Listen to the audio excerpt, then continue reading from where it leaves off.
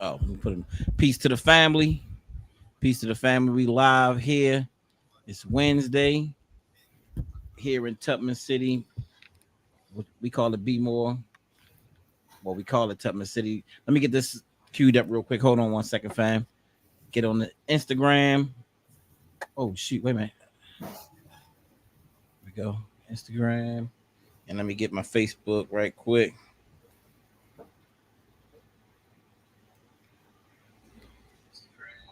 Gotta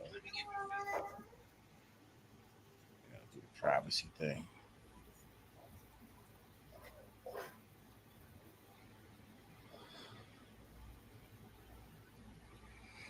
All right, cool. Yeah, so we live, family. We live here with the real conversations with conscious heads. We glad that y'all can join us. I know it's been a few weeks. It's been a few weeks. We've been gone. Had some things going on. I know last week was June was the June team celebration that we had actually at my children's school, and so we had a good celebration over there, because they was out of school, and we just got together with the family members and had a good time. I had made my no man, I ain't even gonna talk about that, man. I don't even feel like playing with y'all with that, you know what I mean? But carrots that I made taste like uh like sausage. No man, forget it. With y'all, because I know I can't win with this conversation. No, it was carrot dog. You had the veggie glizzies. You know what I mean? The carrot dogs for real, you know what I mean? They actually pretty good. You were trying to sell us on the veggie glizzies. Yeah. I might make some outside the shop though, for real. Yeah, I might make some outside the shop though. No, you good, yo. You got a lot on your hand, yo. Continue. Yeah. How everybody feeling tonight though? What's going on, BA? What's going on with you? Hey, now I'm just chilling. Hold on. First of all, should I be saying BA? Yo, you can say BA, you can say Justin. I'm not. Come on, man. You gotta find my government name, sir. Can you find a name to go with, bro? Works for me, brother. Time I see you somewhere, you got a different name, man. So one or the other. That's it. All right. Well, BA in the building. He BA when he unconscious head. You know what I mean? What's going on, Ricardo? You want to tell us what the hashtag is for, BA? Say co-host of hashtag GOTDF. That is Get Off the Damn Fence. That is my other podcast that I do on Tuesdays, every Tuesday. We try to be consistent and do it every week. Yeah, and try to be consistent enough. You know what I mean? His name on there is not BA. His name is Justin on there. So when you go in there, you might be confused because he got a different name on there. So you know what I mean? So I just want y'all to know that. You know what I mean? So you might be on there looking for BA, but he's not BA on there. Different name, same Negro. That's true. No doubt. What's going on, Cardo, though? Ain't too much. Just chilling. All right. What's going on, Kenny? Did he freeze? Oh man, I thought y'all did the GoFundMe for Kenny, man. With the let me do the GoFundMe for Kenny with the internet, man. He freezes. That light skinned beard acting up. Man, he freezing up already, man. Told you, bro, you can't do the cricket. You can't do the cricket internet in your house like that, man. Don't work. At least try to get Verizon, bro. Come on, man. But yeah, we sit here, we join today, you know what I mean, with the stream. We joined with Dr. Asar. We got him up in the building today. I think it's gonna be an interesting show. And we will continue to go weekly what up? With this, brother BA. Peace. But we in the building. So man, let's just deal with some stuff. Let's just jump right in. I called the show today are Black People Lazy. And the reason that we called it Are Black People Lazy, this was a discussion actually that Kenny and Ricardo had the other day. And it was a heated discussion. It was a very heated discussion, and these brothers was, they were going at it, like, you know what I'm saying? Like, I mean, they went at it for about an hour straight. I mean, and afterwards, they was friends. They was friends. I mean, not that they was enemies when they was actually debating, but if anybody else would have came in the shop, y'all would have thought like, oh man, these brothers about to fight. But it's not like, I mean, that's how it goes sometimes. People be passionate and emotional about their points, but they went at it enough so I was like, man, we need to have that topic on the actual show. All black people lazy. But before we do that, brother Ricardo, do you know what's going on in the barbering world right now? Just same old, same old. Just you got the people out there trying to humble others over there. Basically, they saying barbers are having entitlement issues with these, with the prices and things like I was talking about last time. Okay. Lack of personal development. Okay. As a matter of fact, we can kind of get into that about black people lazy. Actually, we're segging to that. What you talking about? With us talking about a lot of the work ethic in the barbering community. So we'll actually segging to that before we do that. But BA, so far as the sports is concerned, right quick, you want to update us with the sports? Well, I usually talk about baseball during the segment, and we the Orioles is definitely doing that thing, but they just hit a 5-game losing streak. With this new blood, this new core, that was pretty much they haven't gone through anything like that. They barely even lost a series before. So, that was definitely a hit, but, they won tonight, so they back on the winning side of things, and they've been playing every day. I think they only missed like 2 days of off time since like May. It's like since like mid-May. So they've been playing every day pretty much. So they definitely fatigued. But with that being said, they still top 4 in the whole league. Gunnar Henderson is still our superstar, being second in home runs in the league. So, we got multiple players about to go to the All-Star team, pretty much the whole infield, except for second base is going to the whole infield. Except for second base is going to the All-Star game. So, we're doing some good things. We're still doing good things. So that's definitely a pleasant surprise, and it just keeps on going. So, yep. What place are they in their division? Second, we are behind the Yankees by a couple games, by 2 games, if I'm not mistaken. So, we're not far. We're right where we should be. We got to get some pitching, though. Our pitching took a hit. We lost some key guys due to Tommy John surgery. So we got to make sure that we hopefully make some moves by the trade deadline. That's probably within the next week or so. The trade deadline is in. So we need to make sure we try to get some high caliber pitching because we have one of the best farm systems in the nation. So if not the best. So how many pitches did they lose? We lost 2 to 3 guys to injury. Tommy John. Once you get Tommy John, you out for a year. So that's that, So, we all right though. Hopefully, make some moves. We got the talent to do so. So, okay, cool. Now, on another end, I hear brother Roy Jones, the boxer. And if it's true, I was hearing that his son, he lost his son recently to a suicide. Anybody else hear that story? I know I talked to Kenny. I know Kenny said he heard something about that. But did y'all hear anything about that? Yeah, I heard something about that he committed suicide, but I don't know more. I don't know many more details other than he committed suicide, and that's just tragic for for anybody. That's horrible news. Yeah, I'd like to keep his family, him and his family. I'm gonna look into it. Yeah, because Dr. Saul, so far as the suicide thing is concerned, would you like to speak on that? I know it's something that's on the rise. I think they said definitely amongst black men. Is that that to be true? Well, yeah, I've heard that, but even what's interesting, brother Curtis sent me something today. I can't remember he sent me something speaking to those in the construction industry, not black men, but men in general. There's rising cases of suicide in that community. Of construction workers, and also in the black community, and men in general. And men are more likely to literally be successful in suicide than women, because men take more lethal means and things of that nature. I didn't prepare for it, but it is something that is real, and it's serious, and it is on the uprise. Yeah, well, we'll definitely keep his family in prayers. I know it's a hit to lose anybody, but suicide. It's levels to this stuff, I know that's a whole nother other level, where you feel like, man, why didn't they, talk to me, or whatever, you know what I'm saying, or I could have tried to prevent this, or things of that nature. So yeah, like I said, we definitely want to keep his family and keep his family in prayer. Definitely. Kenny, you got anything you want to before we Absolutely. jump in?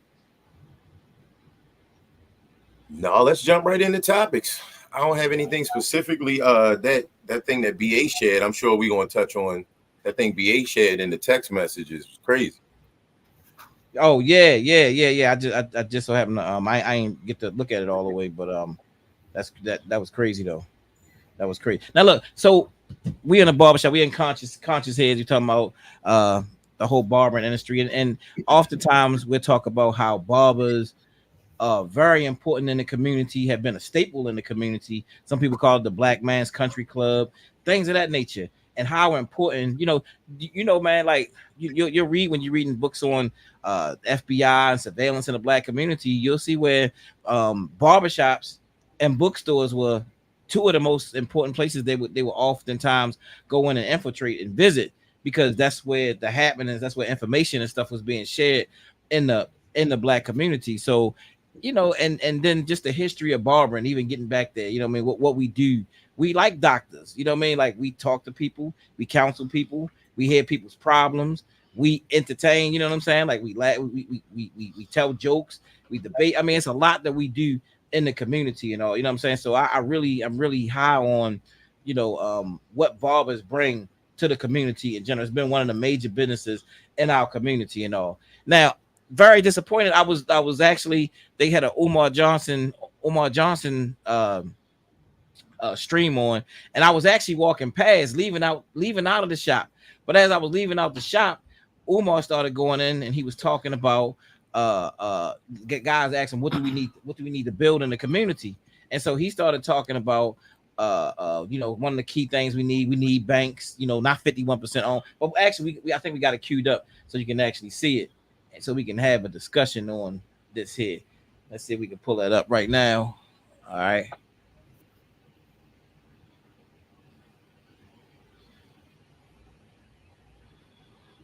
Then you hit play.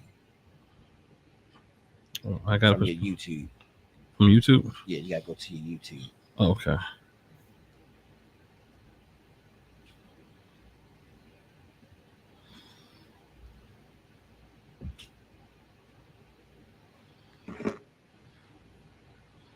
Shit. Okay? Yeah. Because y'all gonna let one of these Negroes go to the barbershop and say, look, he opened up a barbershop. That don't mean shit to me. Okay? Let's talk All right, about take it Talking back. about not no barbershops. Real shit. Okay? Yeah. Because y'all gonna let one of these Back Negroes like go get a 10 more barbershop and say, look, he opened up a barbershop. That don't mean shit to me. Take it back a little bit. Take it back about. Talking about. Not no barbershops. Real shit. Okay? Try now. So we can get the It'd be better context of as what a he's result of talking hip hop about. existing. All right. Kind of fuck Take it from here. it up. Yeah, kind of messed up things if you ask me. I couldn't. Yeah, Yeah. can't give you nothing. Dr. The Umar. gangster rap is a cancer. It's a cancer. And the problem with these rappers is they hypocritically make a living off of preaching death and destruction and then turn around and give out a few. All right. We agree with that part, but some kind of way we had he queued right at the exact spot, but we're trying to get it. what Get it happened. down a Is little it bit. frozen? All right. That's cool. But I can go on while he trying to get the clip together. I can go on and say Okay. exactly. Hmm. Let's see. Wait a minute. Hold on 1 second. turkeys on Thanksgiving and shit. And we supposed to forget that you out here making millions of dollars pushing death, but because you gave a few book bags out, a few pair of sneakers, some old dusty turkeys, we supposed to forget. Yeah. So the whole thing of what he's saying, you know what I mean? Because we don't, it's not cute all of it's a couple seconds off. But the whole thing he was saying was what we need to be building in the community is banks, and like I said, not 51% ownership, but 100% ownership of those banks.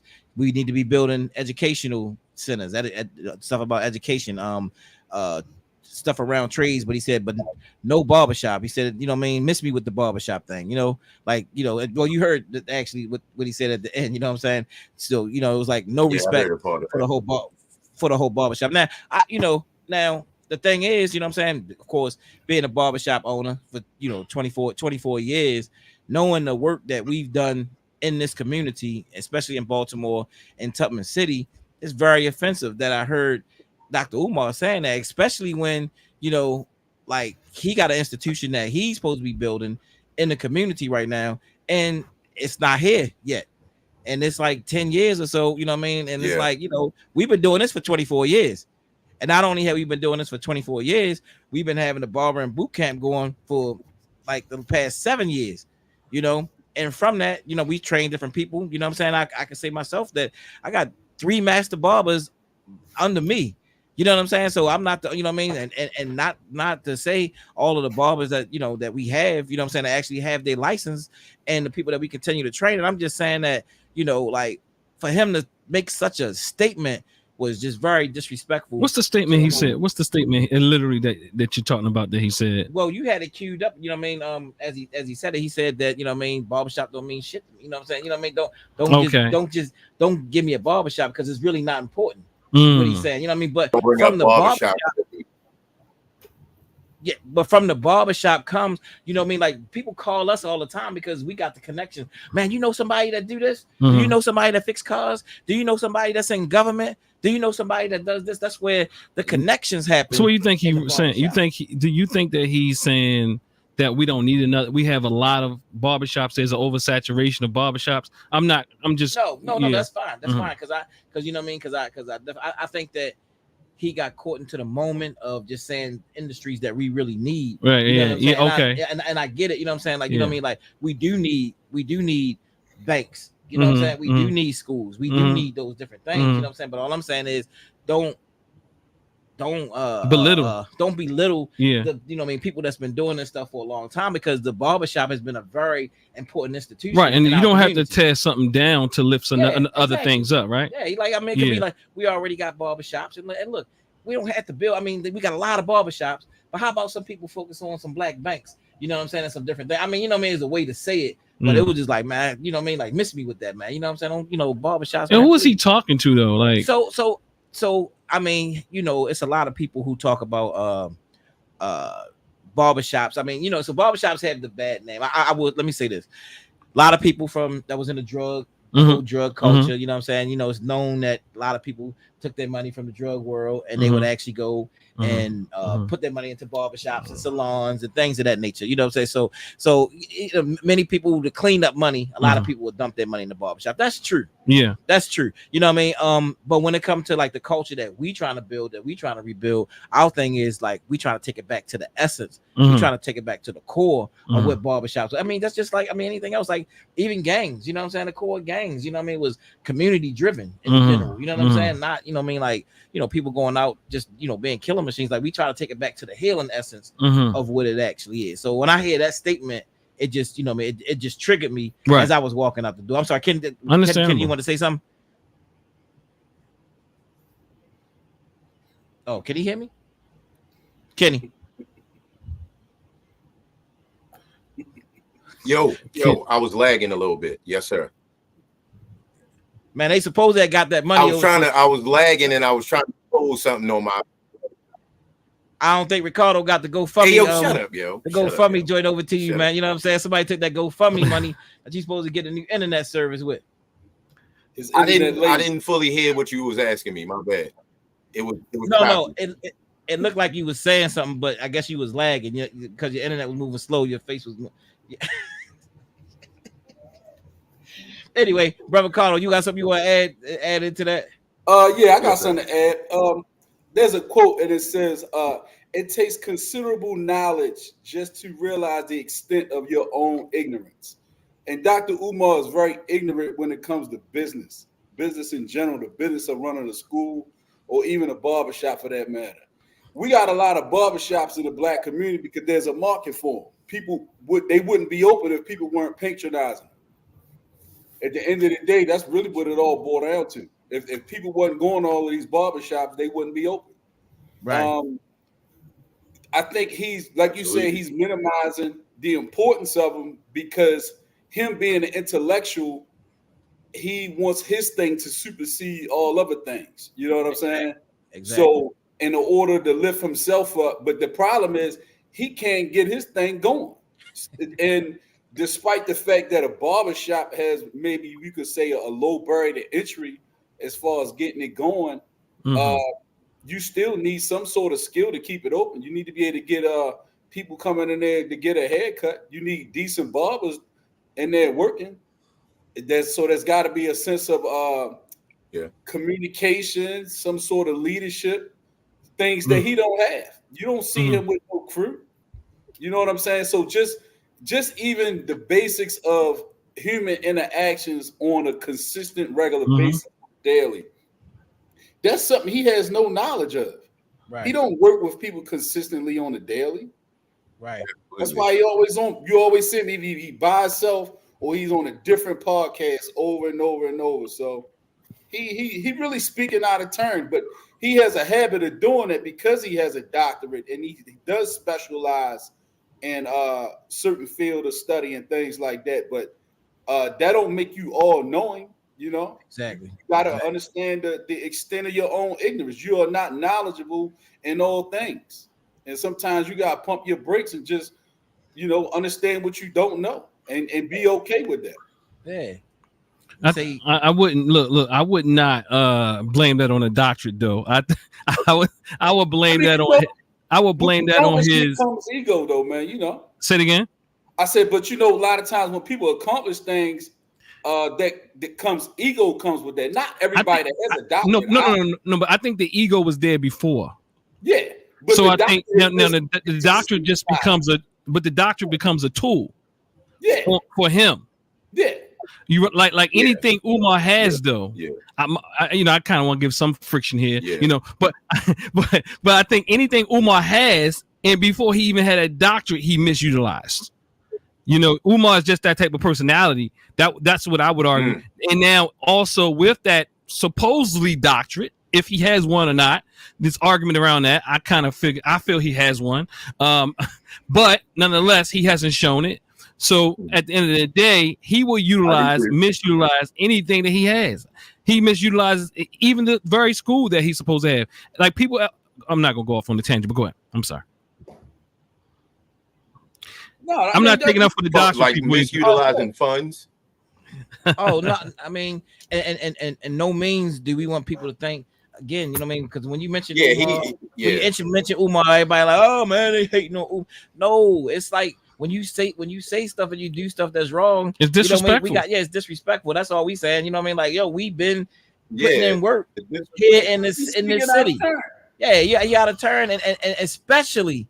And see, if he had a school, if he did have a school open, he was saying something like that. You know what I mean? Like, I still wouldn't respect it, but I'd be like, well, damn, he does have a school, and he is working with a bank, and you know what I mean, and has all this other stuff going on. It's a little more respectable.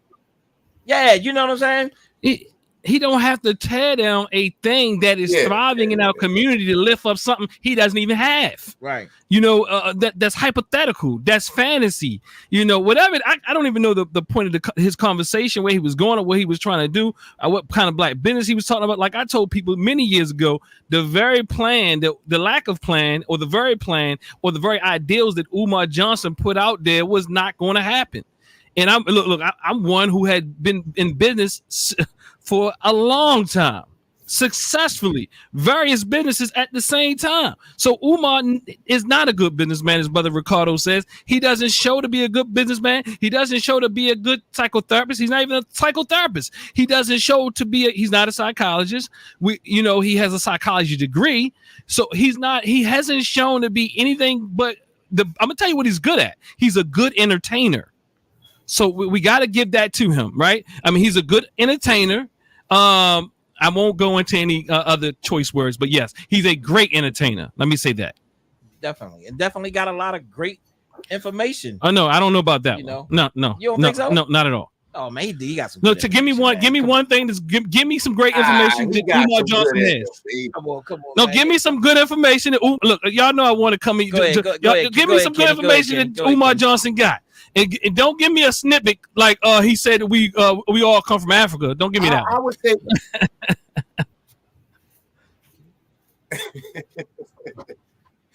Well, he do say we need institutions, and I agree with him on that. We need hospitals, banks, schools, grocery stores. What's the other one? It ain't no good information. That's a message I do think that's a message, but it's not new information. We heard it before. All right. Yeah, that's not revelation to anybody. Yeah, Kenny. You know that's not. Look, you being fine. You being cool, Kenny. You being cool, Kenny, today. Now you know anybody, including my 3-year-old nephew, can say, we need institutions. His analysis on even y'all his analysis. No, go ahead, Kenny. Go ahead, Kenny. I'm talking about doctoral level. I'm talking about doctoral level information. And you you may find one thing, but I don't have much. Brother Jabari, what's the good information he got? Hold up, man. Hold up. Umar Johnson be on the screen a lot up in the shop. You know what I'm saying? Look, Umar got money out of me, Dr. Asar. Dr. Asar, look, I'm going to tell the truth to the world, right? I'm going to tell the truth to the world. Umar got $20 out of me in the beginning. In the beginning of his school drive, he got $20 out of me. So let me put that out to the world. He ain't do nothing but order I'm going to put my own dirt out there. He got money from it. That's good. He ain't do nothing but order. You believed in him. A cheesesteak sub with that joint. You know what I mean? Like he did on the live that one day. All right, what information? Probably. Well, ADHD. I'm still waiting on the school. ADHD. That's about the closest that I think you can go. And then it's that's wrong. ADHD. Even that's wrong. Even that's wrong. His school information is wrong. What school information? What information he got for school? With ADHD. He makes stuff up like it don't exist. ADHD exists. Hold on, this goes into our topic. He did say this. He said a lot of black children are overdiagnosed with ADHD, and they really don't have ADHD. Their parents are lazy. What would you say? Umar make up stuff. Let me tell you what Umar says. Umar says that we are diagnosed more with ADHD when that's a false. It's actually the opposite. Okay. White children are diagnosed at higher rates than black children. In fact. In fact, most of us are very skeptical of the mental health industry, or whatever you want to call it, right? Phil, I would say we're not being diagnosed. In fact, there's researchers saying we're underdiagnosed. What I'm saying is he gives misinformation. Okay. I am not saying that we are disproportionately or misdiagnosed. That's different.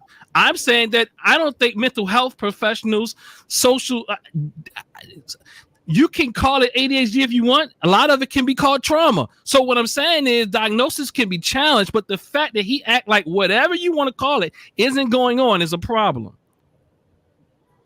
It's a problem. And in fact, to call it ain't no daddy at home disorder, you call it ain't no daddy at home disorder. I agree with that to some degree, but it ain't always the daddies. Anytime, look, I know ain't no mommy at home disorder. I work with children with who have been diagnosed with ADHD, if you want to call it that. You can also call it trauma. You can call it whatever type of thing. But ADHD is really a developmental neurological diversity or what have you. It's a real thing. I know many people, even in this conscious community, say, you know what? Believe it or not, that they benefited from the meds. And I'm not suggesting push meds on anybody, but what I am saying is everybody's case is different, and we should look at these things case by case and not act like things don't exist. And I'm not saying that the information that he has isn't any good when it comes to children, because it's true that parents go up inside of schools and they feel intimidated by the administration when you're the only parent coming up inside of a building and you got all these quote unquote educated people sitting around. You don't feel like you can have the kind of conversation with him and all these type of things. I think all that needs to change. I think there's some things that he has, but overall, holistically, he doesn't have much. He actually did a pretty good analysis. Can I ask a question? Go ahead. I think do you agree with me here, Dr. Asar, that maybe the reason he said he named it, now he gave it a funny name, but maybe he named it Ain't No Daddy at Home because that's what our community suffers from greatly. Is that fair?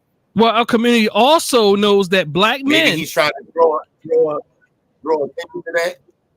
Yeah, we also know that black men are the most engaged fathers in this country. Yes, but we have We have a big number of separated homes, mommy in one home, daddy in another. So is there ain't no daddy at home? Gonna lead to the he got a leg. Is there ain't no daddy at home disorder only for black children, or is it for all children who were diagnosed with this? It affects all. It affects all children, but everybody in this country doesn't suffer from it to the same degree.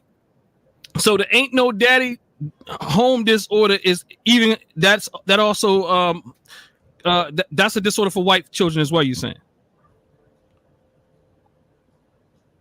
They could suffer from it too, but they don't suffer from the homes being split as much as us percentage. So why they diagnosed at higher rates, if that's the case?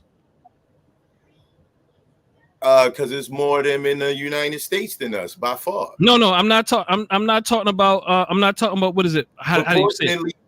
No, I'm not. No, it's not disproportionate. I'm not talking about what is it per capita. I get it twisted in my mind right now. But nonetheless, it's all things equal. I'm not saying it's not a disproportion here. It's disproportionately diagnosed with white people. I'm saying. Okay. I mean. Okay. Well, research is what old. I'm saying is like I've been telling people this for months, years, all the way back when he was saying it. Even the other day, he said that he was talking about somewhere in California. Somebody sent me a clip. He said everybody in California was He said all black children in California, every black child is under the reading level or was diagnosed with something.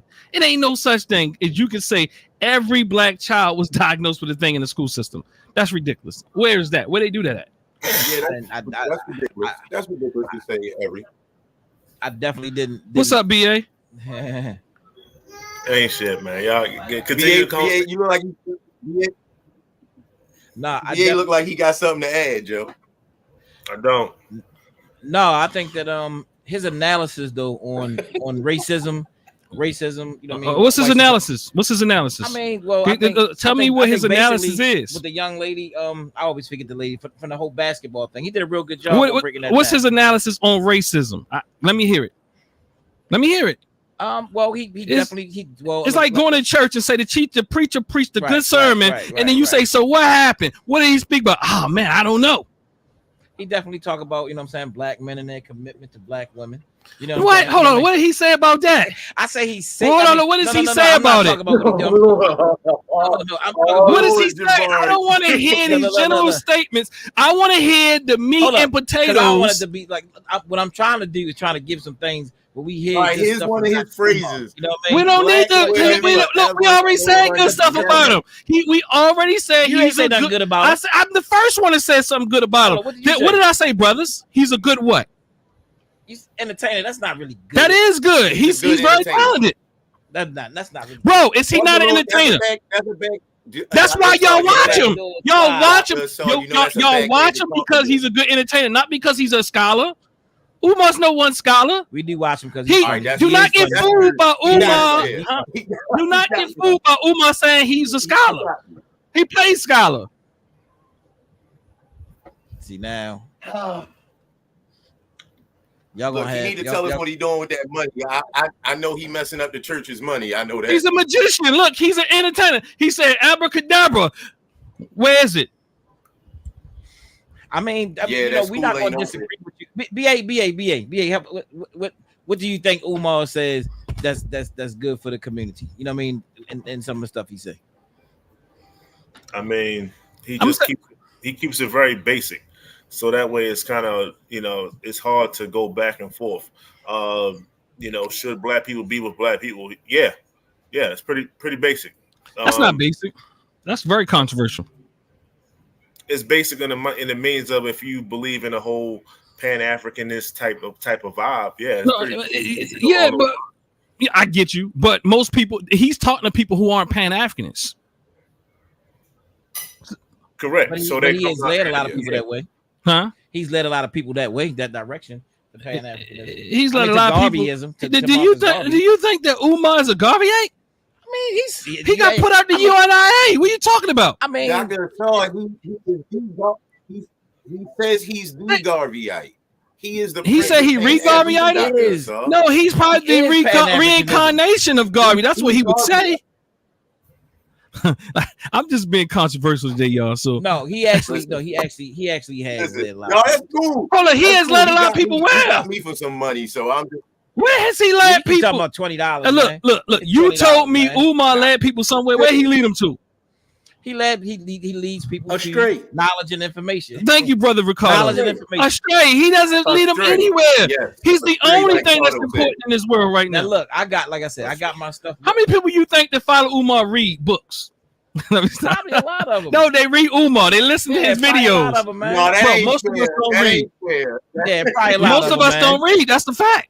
Most of us. Ricardo, what research What so- do you agree with that Dr. Umar brings to Cardo the says table? 0. Cardo agrees with you. He says 0. Do you think zero? No, Do you think I- zero? I'll tell you what I agree. Honestly. No, I tell you what I agree with. Mm-hmm. We must remain focused, brothers. We must remain focused. That's what I agree with. All right, yeah. He he's try to keep brothers focused on the mission. What mission? See, I mean, I Cardo gave get you a the positive. look. I'm talking about philosophy, Cardo brother. I gave ain't you- talking he about. gave you one Look, good one. anybody can say, it's hot out here today, and it's 85 degrees, so it's hot, and we agree to that. But I'm talking about philosophically, theoretically, as a whole philosophy. What part of Umar Johnson's philosophy? What is it called? Scholarship. What is his scholarship? First of all, that you agree with. Nothing. Dang, ain't nobody. Okay, all right. I mean, I he's agree with black women forever, Snow Bunny. Never. That's okay. not I mean, scholarship. okay. You agree with that? You think You think that's enough to do what he said? He's now That's not denounced. scholarship, He's though. he's I'll admit it. denounced. That's not He's scholarship. he's denouncing barbershops because their limits. And now, do you think that philosophy is going to somehow liberate us? Because I'm assuming he is saying barbershops are not adequate Not at all. enough Not to at liberate us. But so that's my assumption here. I could be Not at wrong, all. but that's why I think he started beating up on barbershops. So very heavy-handedly, for what reason at all? To lift up what he doesn't have?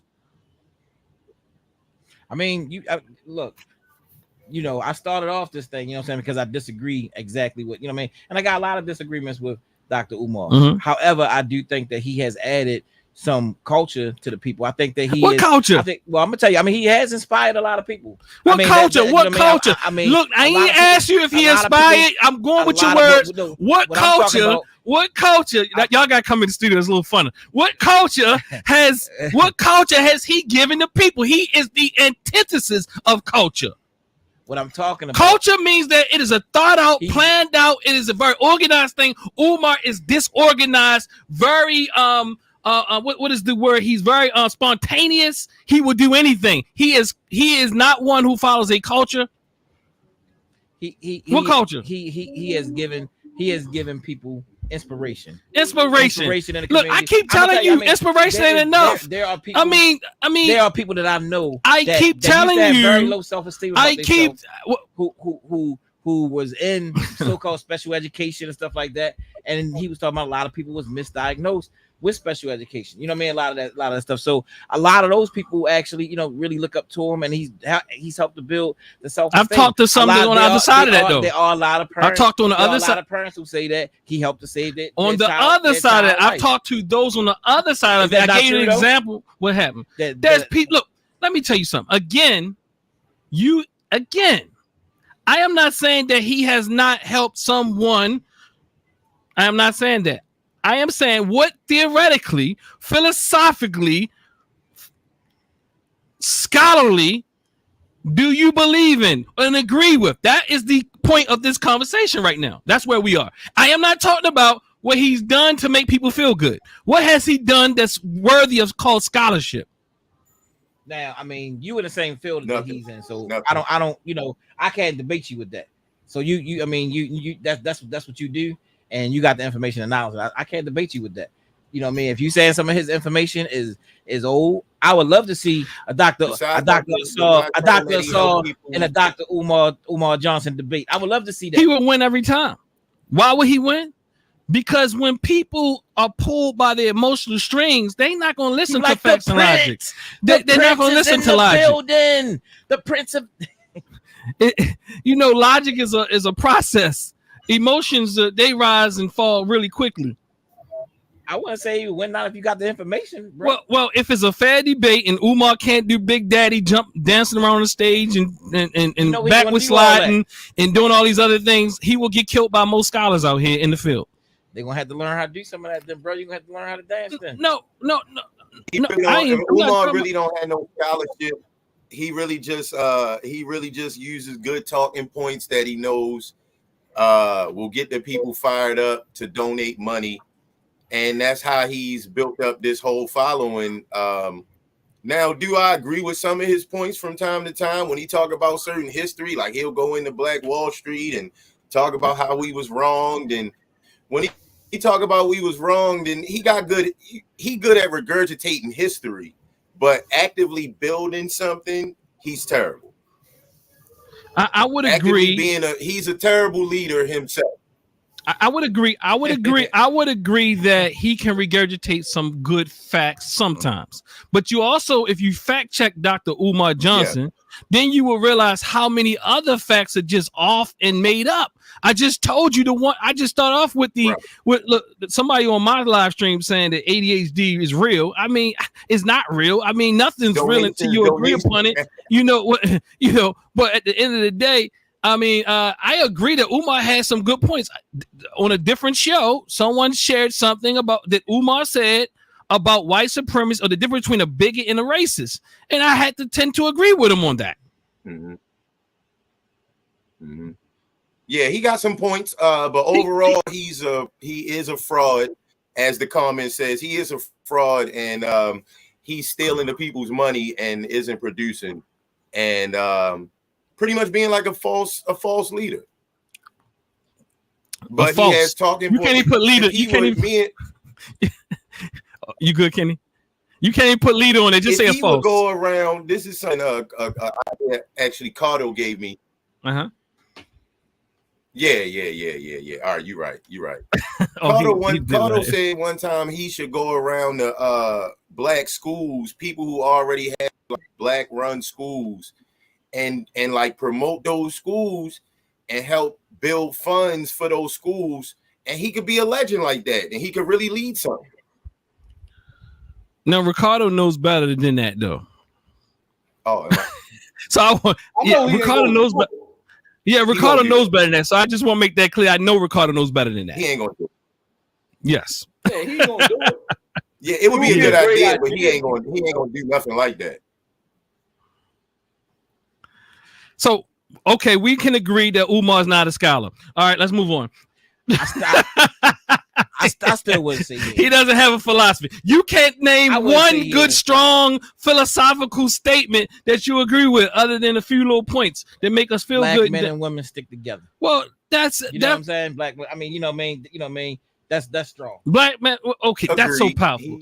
That is so powerful. Yes, we need scholars to tell you that. I mean, sometimes we need philosophers to tell you that. Does rock. I mean, we're not doing a good job at doing it though. I mean, he's sticking with because we ain't doing a good job at doing it right now. Well, he's sticking with all the women he's seeing. Well, yeah, we can't deny that. Yeah, unfortunately. He's not gonna be one of the ones. It seemed like he said, "Y'all brothers stick together, and I stick with all these ladies. Y'all stick together. Y'all stick together. Yeah. Look, and I stay with the ladies. No doubt. He's not gonna be one of the men to marry a black. He developing a harem. It don't seem like Umar need to stick with his children, his own children. Ooh. He need to figure that out. Anyway, body okay, all right. So this started off from the whole barbering point that we was trying, like I said, and I'm not one to be out, and it's so crazy. The thing that's so crazy is that we both worked with Umar before. You know what I mean? Yes, I have. He brought him. He brought him down to the cultural center. I brought him because my organization was like, "Look, he can come." I didn't want to fight, and I didn't want my ego to be like, "Look, I had to go with the rest of the organization." But yes, yeah, and we brought him so many times, here to Baltimore and Tubman City. So, like I said, ain't no hating. You know what I mean? It's just about getting work done. I love my brother for real. I do. It's about getting work done in the community. We was hoping that he could open up that school, but it's like it's 10 years. I never even had dealing with people, man. I mean, I've never been able to raise as much money as Umar has been able to raise. You would never. You gotta be something specially fraudulent to do that.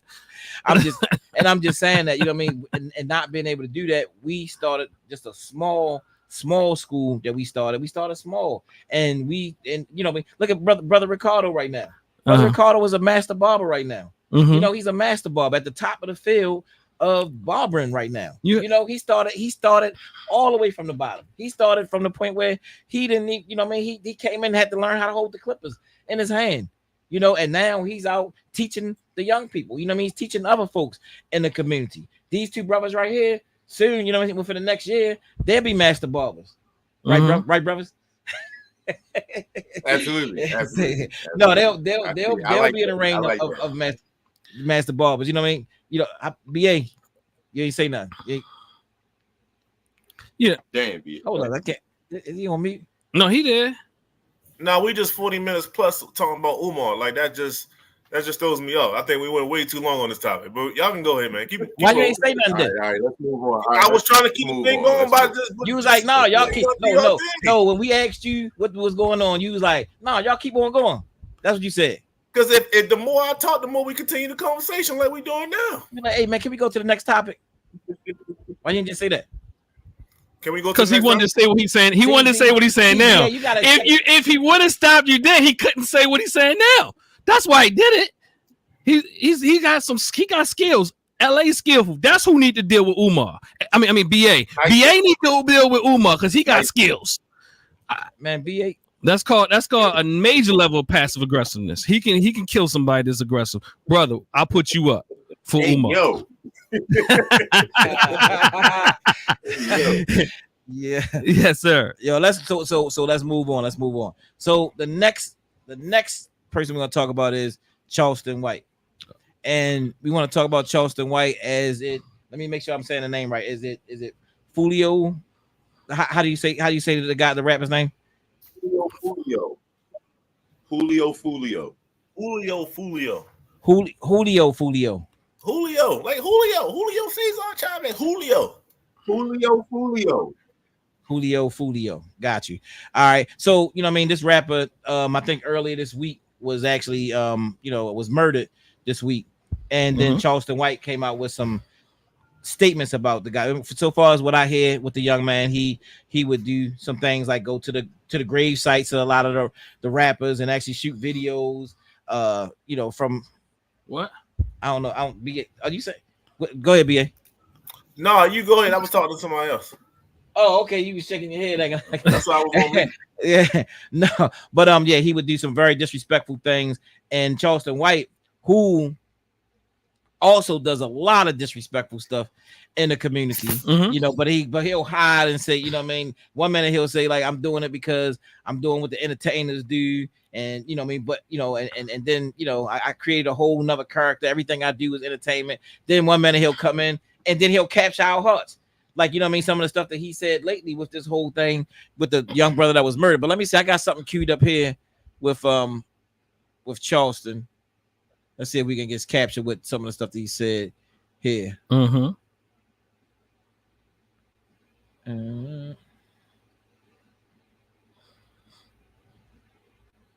Need something, y'all.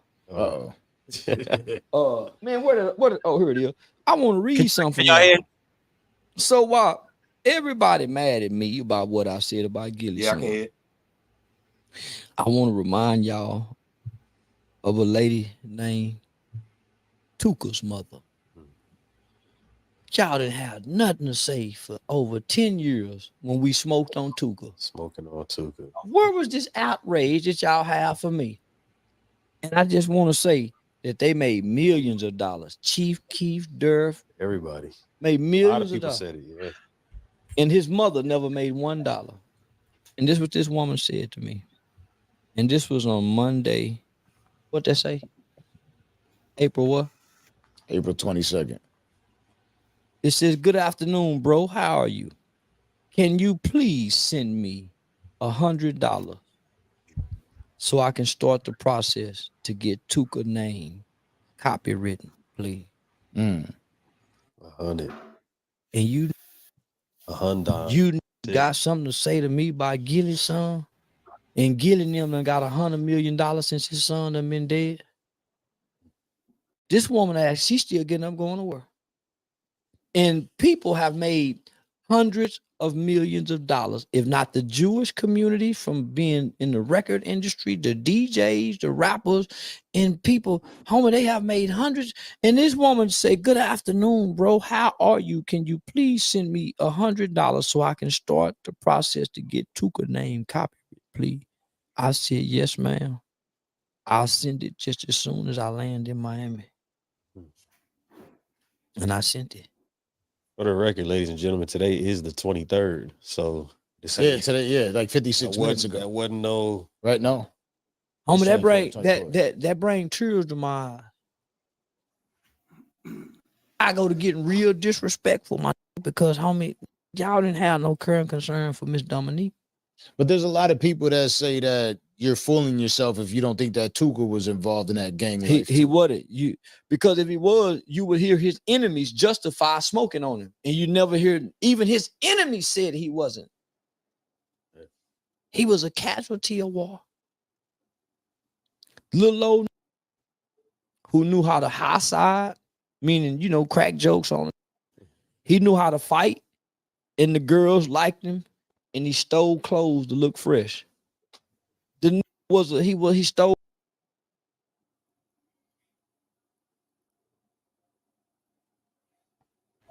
Go ahead. So, okay. So he was actually talking about and I always say his name Gilly. Am I saying it right? Gilly the kid. Yeah, Gilly the kid. And so what happened was he made some statements to Gilly after Gilly's son had gotten killed. Charleston did. You know what I mean? Because he was saying that, Gilly was out in the streets and doing a whole bunch of stuff out in the streets and all. And he was just saying that his son was just, trying to follow in his father's footsteps and all. And then I think Gilly responded back and said some things back to him. But when he did say some things back to Charleston responded back very hostile. I don't have all that queued up, but it was just like, man, your son gone. Your son dead. Man, your son, check this out. My son, I'm going to call my son right now. And then he was like, your son can't call you no more. And he was laughing. He was joking about it. You know what I'm saying? He said, oh, Father's Day, what you doing? Oh, my bad. Your son can't call you for Father's Day. And so, that right there, man, he was very insensitive. This was Charleston White. You know what I'm saying? But then, you'll hear him talking about the young brother right there in the family. You know what I'm saying? And then, like tears in his eyes and different things. But when you heard him doing that, he was a whole different person. Now, I hear that, what Kenny was telling me earlier, that he went on to apologize about that. But you know what I'm saying, after speaking so reckless, and he was laughing, man. He was joking. He was, like doing the most about this whole thing. So brothers, I just ask, you know what I'm saying? Like, how do y'all feel about Charleston White and how he, to Gilly and how he reacted? And as a man that sometimes who could be a great teacher. So I've heard him sometimes like, man, he on point. And then a week later, he'll come back with some craziness in general. So how Ricardo, I guess we can start with you. Like, how do you feel about that? What you're talking about? Like anything, man, I'm not going to agree with everything he say and do. But I will say this, as grown men, I think sometimes we get more in our feelings over the words of another man than the actions of the man. Sometimes we more upset at Charleston White's words than the deeds of other black people who actually causing physical harm, financial harm, spiritual harm to other black people. It just seemed like we got a little too much smoke for that brother based on what he just saying out of his mouth. I'm not saying that I agree with it, like I said before, but I think we get a little too bent out of shape over what the man be saying. So, BA, what you think about Charleston? Yeah, I mean, and I was talking about his demeanor with Gilly initially, and how he made the video. He was laughing and joking about his son being being deceased and all those things. If he apologized for it, he apologized for it. You move on. And let's not forget, Gilly threatened to cause physical harm to Charleston White. But so they ain't just come from nowhere. Right. I mean, but that was done after, you know what I'm saying? Like, he had made some insinuations. It was done before his son got died. Before what? It was said before his son got popped. Right before his son died. Before his son died. Mm-hmm. Yeah, like years before. Mm-hmm. And he had made some statements. You say he had made some statements before to threaten but y'all know, but y'all know physical harm. But y'all know that he is a habitual line crosser and stepper in some of the stuff that he said. I ain't even go, I ain't even went into the stuff that he said, and I forgot who it was that he said. And when he talked about having sex with somebody's daughter, you know what I'm saying, the little girl, and he was going, y'all, he be out of line, man. He be out of line. I mean, now he when he wants to, he will come on and he will represent, and he'll put it down, and he'll give you a lot of stuff. But y'all know that Charleston be out of line, man. Look at the stuff he say about Malcolm. Look at the stuff he say about the Honorable Elijah Muhammad. And he'll go and he'll say all this crazy stuff. But but for some reason people want to give him a pass. Oh, he apologized after that. So he went on a rant for 30 minutes talking about this son, how he ain't got his son, laughing and joking like a child. Come on, bro. You know what I'm saying? I know he done some stuff in the community, but come on, man. You can't be that. I think it's a sign, though. A sign? Yeah. I think it's more. Are you going to hold Gilly accountable for threatening him? Yeah, I would. You know what I'm saying? But I do. But this ain't about Gilly, though. This ain't about Gilly. What is it about? You always bring up like the response side of it, like you just said, like you didn't start this off by talking about Gilly and everything that he did. Right, you exactly. Said Charleston White said such and such. Exactly. Well, who are we supposed to be mad at worse? The person that initiated. What did Gilly do? What did Gilly do, brothers? Gilly initiated the whole thing. I mean, because I don't know anything about like what did he? What did he do? He threatened him. He threatened physical harm. And what did Charleston White do?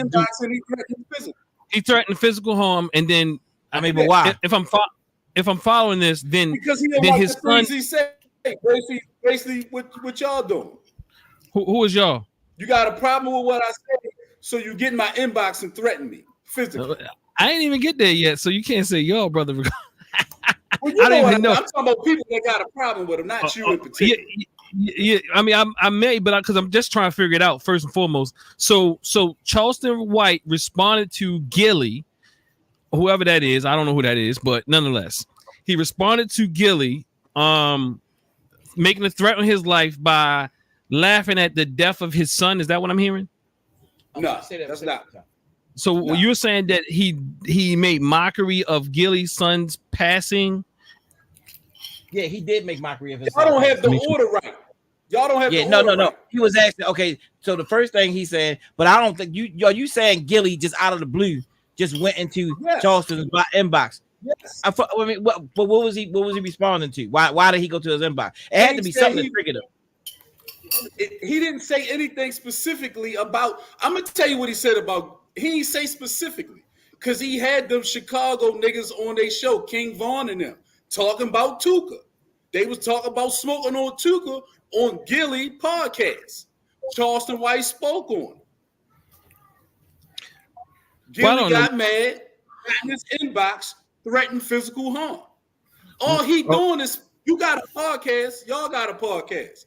We say some things on here, somebody decide they want to comment it. Just because you don't agree with the comment don't mean you're going to go get in their inbox and threaten physical harm. Right. So I think what the man said. So that's an issue, right?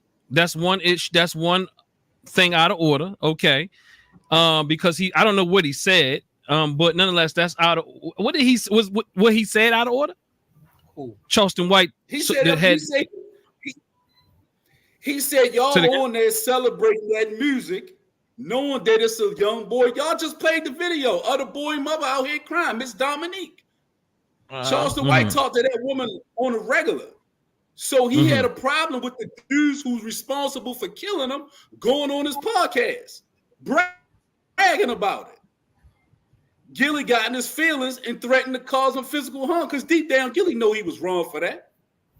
You supposed to be the older brother trying to school him. Meanwhile, you misleading him.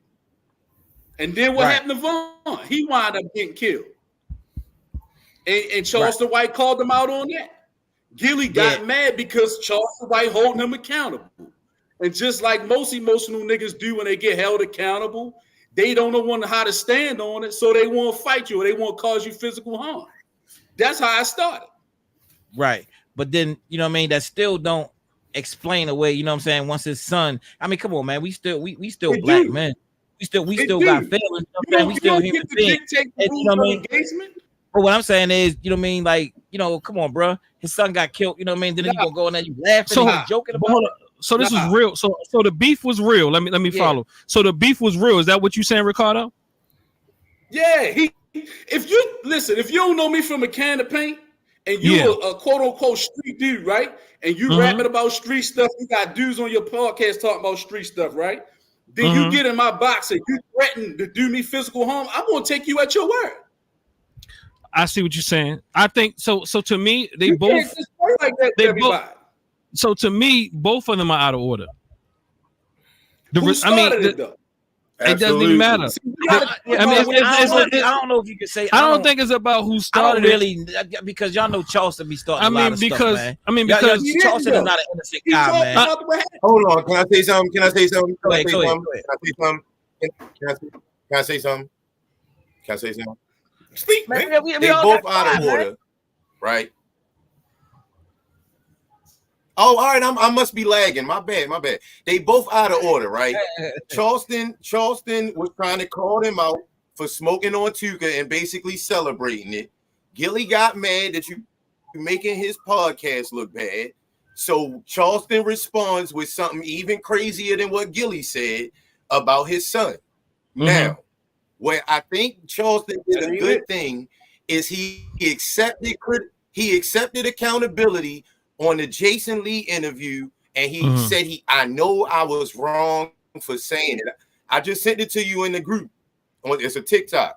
He said, I know I was wrong. He said, and I don't want to age another year. I mean, I don't know what it would take for you to play it, but I sent it in the group message. I found the apology and I sent it. He said he knew he was wrong for what he said, and he didn't want to let another year pass of him getting older without maturing and showing maturity, because he knew he was wrong. So right there, regardless of whoever's wrong, you know, they both was wrong. He did it right there. And if Gilly carries it any further, now Gilly is wrong. But Charleston White took accountability like we want to see grown men do with other black men. I respect that. And he did it in the public, and he was humble about it. I respect that. I don't like a lot of things Charleston White say. I agree with about maybe 40 to 50%. But in this case with Gilly, I respect how he handled it. He said something bad about Gilly publicly, and he publicly apologized to Gilly. I think that took a lot of manhood. That took a lot of humility, and I think that took a lot of courage to do. That's all I got to say. Hold up, before we go on, what is the you said a meeting? Oh, and it set a good example. I'm sorry, say it again. What's the meeting, the FOMC meeting yesterday? Y'all know about that? Y'all know about that? I don't know what FOMC stands for. What's the Fraternal Order FOMC? I'm not familiar with that. Give us more information about that. Is that's not FDMC, is it? Frederick Douglass Marcus Garvey Academy? Oh no. No, it's FOMC. Because Phil's that's probably what he wanted. Because Phil's definitely was bigging you up for protecting Umar. Yeah, Fields. Yeah, he was bigging you up. But I tend to agree with all that's being said as far as the whole process, right? He made a mistake. He did something out of anger. I don't know if he felt like threatened or what have you. It's like who dictates the way that one responds out of rage. But at the end of the day, we would hope that all of us can control ourselves. You know, they just both, from my perspective, lack being responsible. When I listened to him apologizing, I think that's a good thing. But holistically, the problem I had with Charleston White, and I don't watch much of him, is that he just says anything.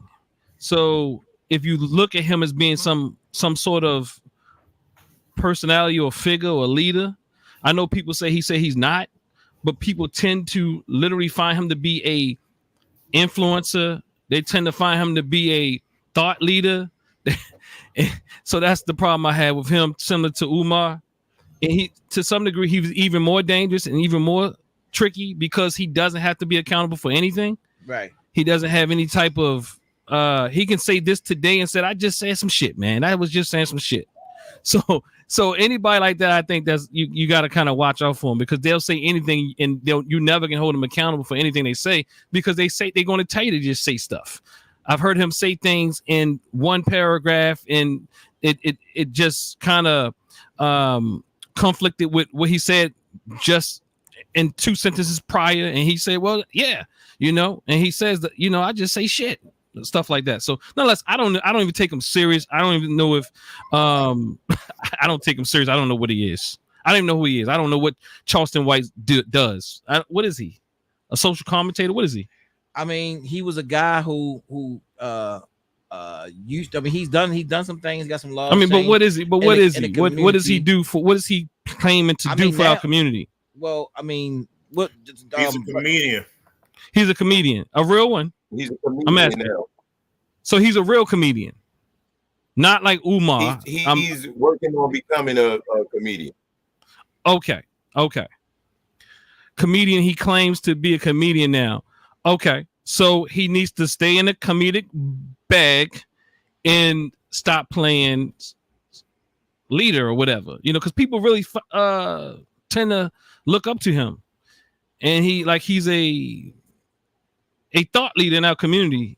They think he deep. I mean, that's how I was introduced to him, but I can't really look at him. I don't know what he talks about. No, because you'll try to, because he will make some points about the hip hop artists. You know what I'm saying? He'll make some great points, you know what I mean, about them, you know, talking about death and destruction. But then he'll turn around and do all the same. But then he'll turn around and do the same thing. That's what, yeah. You know what I'm saying? Even when, I mean, and he'll act it out. Man, they got footage of him. The guy goes to shows.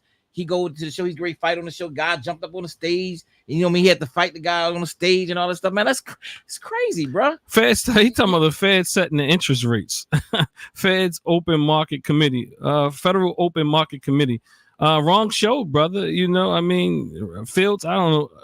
Fields, I think you might be on the wrong live. Today's stream, and especially I think you may have come in on my page, and I think it's very clear. The title of my stream that says Umar Johnson disrespecting barbershops, Charleston White disrespecting, what's his name? Y'all say Jolly. What is it? Jolly Foolio. Yeah. So I think Fields, if that's not what we're talking about. Oh, it's Julio. Okay, yeah, I think Kenny, I appreciate you trying, brother Kenny, but your leg is like 20 seconds, bro. It's like 20 seconds. You're gonna catch this in 20 seconds. What? 1, 2, 3. I got it. So it's a 4-second leg. It's a 4-second leg. So everybody, when you say something, Kenny knows about 4 seconds. Leg. Yeah.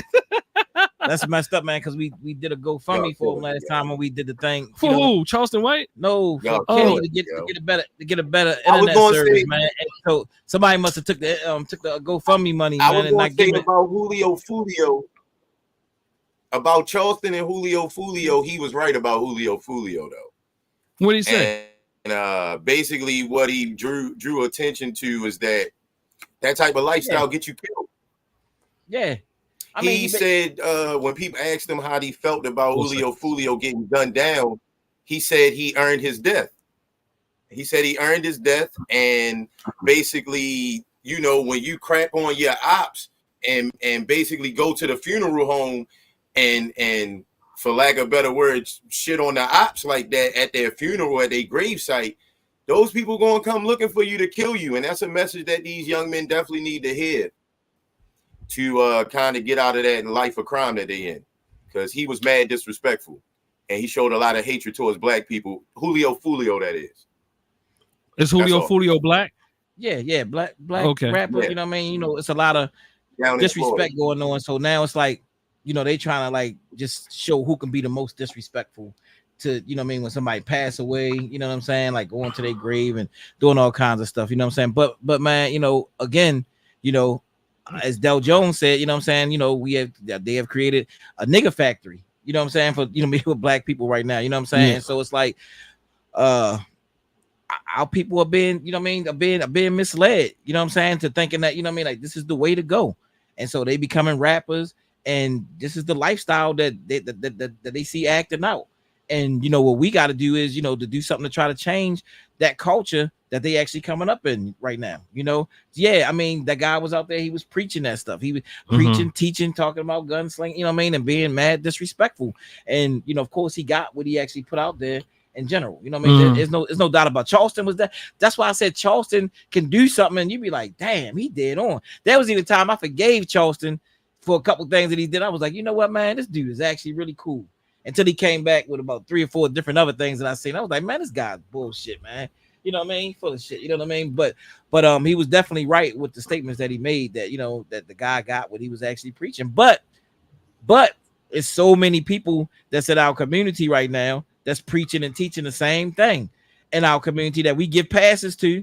We give a lot of passes to. A lot of these guys promote drug use. You know what I mean? The selling of drugs, shooting people, you know, and taking drugs, you know, all, you know. So a lot of these people preach the same death and destruction in general. And we seen it so many times. Even, I mean, you have a children's party, and they got the stuff playing. When I was doing a lot of stuff with LGE with Watoto from the Nile, I mean, we go to parties and stuff like that, you know what I mean? And they will be playing Rick Ross songs at a child party. You know, I think I'm Big Meech, Larry Hoover. You know, let me tell you something though. I you know, one of the things I've often hear people say, they say, well, what people are playing at children's parties. Right. This is for adults. The stuff that we say for adults, I think we have to reconsider, is it even for us? Because if you're in that damn mindset, you might as well let your children do it. Right. It's like telling your children not to cuss. It's telling, and you cussing like a sailor. It's like you smoking blunts, but you telling your children not to smoke blunts. You doing all these things, but I mean, but we act like is it even good for us? Right. That becomes my question. Like, this is for adults. So why is it for adults? Because you don't even approve of it when they become adults. You don't even want them to do it when they become adults. Right. Yeah. No, it ain't for adults. You just don't want your children to do it most of the time. That's true. Now, some people do sit down and smoke weed with their children. I respect them more. They smoke weed. They smoke weed with the 12-year-old.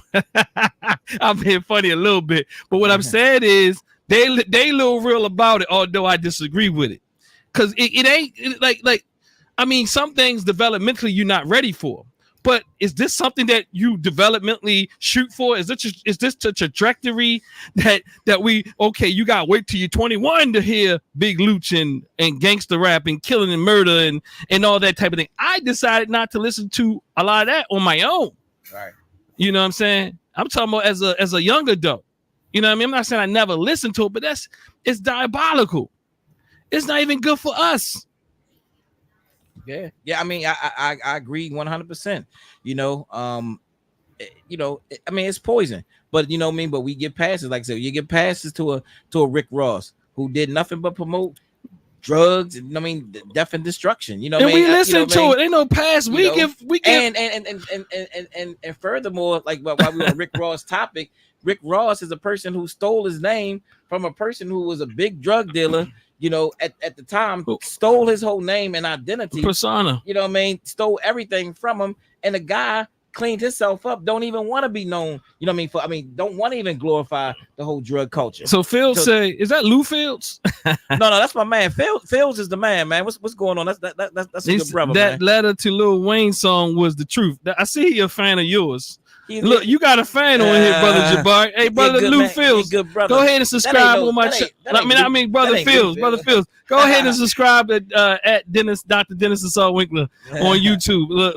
That's my brother. Jabari got his backup up in here. No, he's good brother, man. Come out to a lot of the events, a lot of the lectures and stuff like that. You know what I mean? I hated that song, Larry Hoover. Yeah, don't right. even want to be seen. Most of the people that he was talking about in that song didn't want to be shouted out by Rick Ross in that song. But I mean, and even worse, we like who was doing a Griff or somebody? I don't even deal with. I don't even be feeling Griff, to be honest with you. But the reality is, who broke down Jabari? He not gonna get me. He might get you for saying it, but he don't control. Look. But Griff, or somebody broke it down that he literally was a fraud. He was a CEO and all this other thing. What's going on with the electric up in here? We're about to be singing Silent Night up in here. Silent Night. Yeah. What? It's a BA. BA. Hey man, look, you know what they do in the barbershop, BA. You get to leave. You an independent contractor. So look, Jabbar, are you holding the barbers to not everybody gotta leave the same time? Nah, man. Nah. BA got all the skills. He should be the one. Who debates Umar. He got all the passive aggressive technique. What was going on? Where did you learn those eyes from, brother BA? Well, I don't know what you're talking about. They was about to pop out your head. Oh, that was from you singing. It threw me off. Oh, okay. But it shocked you. Yeah, it was kind of crazy, bro. It was kind of crazy. Why was it crazy, bro? Why was it crazy? Yeah, it was crazy. Anyway, anyway. Well, I started singing because you might not know what happened. The lights. I seen the flicker. It was flickering in here, and you know, wasn't a song cue though. You took it as a song cue. I don't understand why you did that. Okay. I'm special, but look, you're not the only one. I deal with it all the time. But thank you, brother. Thank you for dealing with us. So, do you know about how Silent Night was created and all that type of thing? How it was created? Yeah, why it was created. Everything went out, all the power went out, and then they started stealing Silent Night. I did not know that. So that when the lights go out, that's what triggered me. So we're gonna be here. That was real deep. That was Umar deep. That was Umar deep? Yeah. That ain't deep at all. But go ahead. All right. Mm-hmm. All right. So look, last one. Anybody else got anything they want to say on that topic before we move forward? Yes. Why is it that you hate on someone that does what you want out of the community? When you say you hate on Charleston White, but he is one of the main ones that's pointing out the negativity and the poison that is the negative side of the hip hop culture. And why do you? You don't have to listen to everything a person says, but if they hitting on some good stuff every now and then, that's what you take it. You put it in your little Rolodex and you keep it moving. Bro, he talked about you know what I mean. I try to separate him from that. He does say some good things. But then when he says the negative thing is almost outweighs everything. No, bro, I can pull up a video right now where the brother talked about Stop, BA. That brother talked about taking a guy's daughter, his little daughter, and have the daughter suck on him like a pacifier. Come on, bro, that's inappropriate. Come on, man. And then he went on to talk about it for another 10 minutes. Talking about, she gonna be doing all this, and he said more. He said a lot more than I'm saying right now. So you expect more though? Huh? You expect more? Yeah, I mean, so you literally expect. You literally expect. Okay, I don't expect nothing from him. I'll be honest with you. Okay. I'm not defending him either. I'll be honest. I feel like that's savage. But the fact that you believe that somehow he's going to become like all the way that person that you believe that is righteous and fighting the rappers and all that type of thing, and he gonna stay there, that's a problem. Because he's going to continue to flip-flop. That's how he stays relevant. Yeah. That's what he does. Yeah. He doesn't care. But I realize that now. But sometimes it's trying to be rationalized. Oh, he did this. Oh, and it's an excuse. Oh no, man, he doing, this, that, and the other, and he doing what you want. See, that's the problem. We be looking we be having to idealize people. That's part of the problem. We ain't got to idealize Charleston. He could say some things right, But part of the reason he gotta say some things right sometimes, but he's also savage, very savage.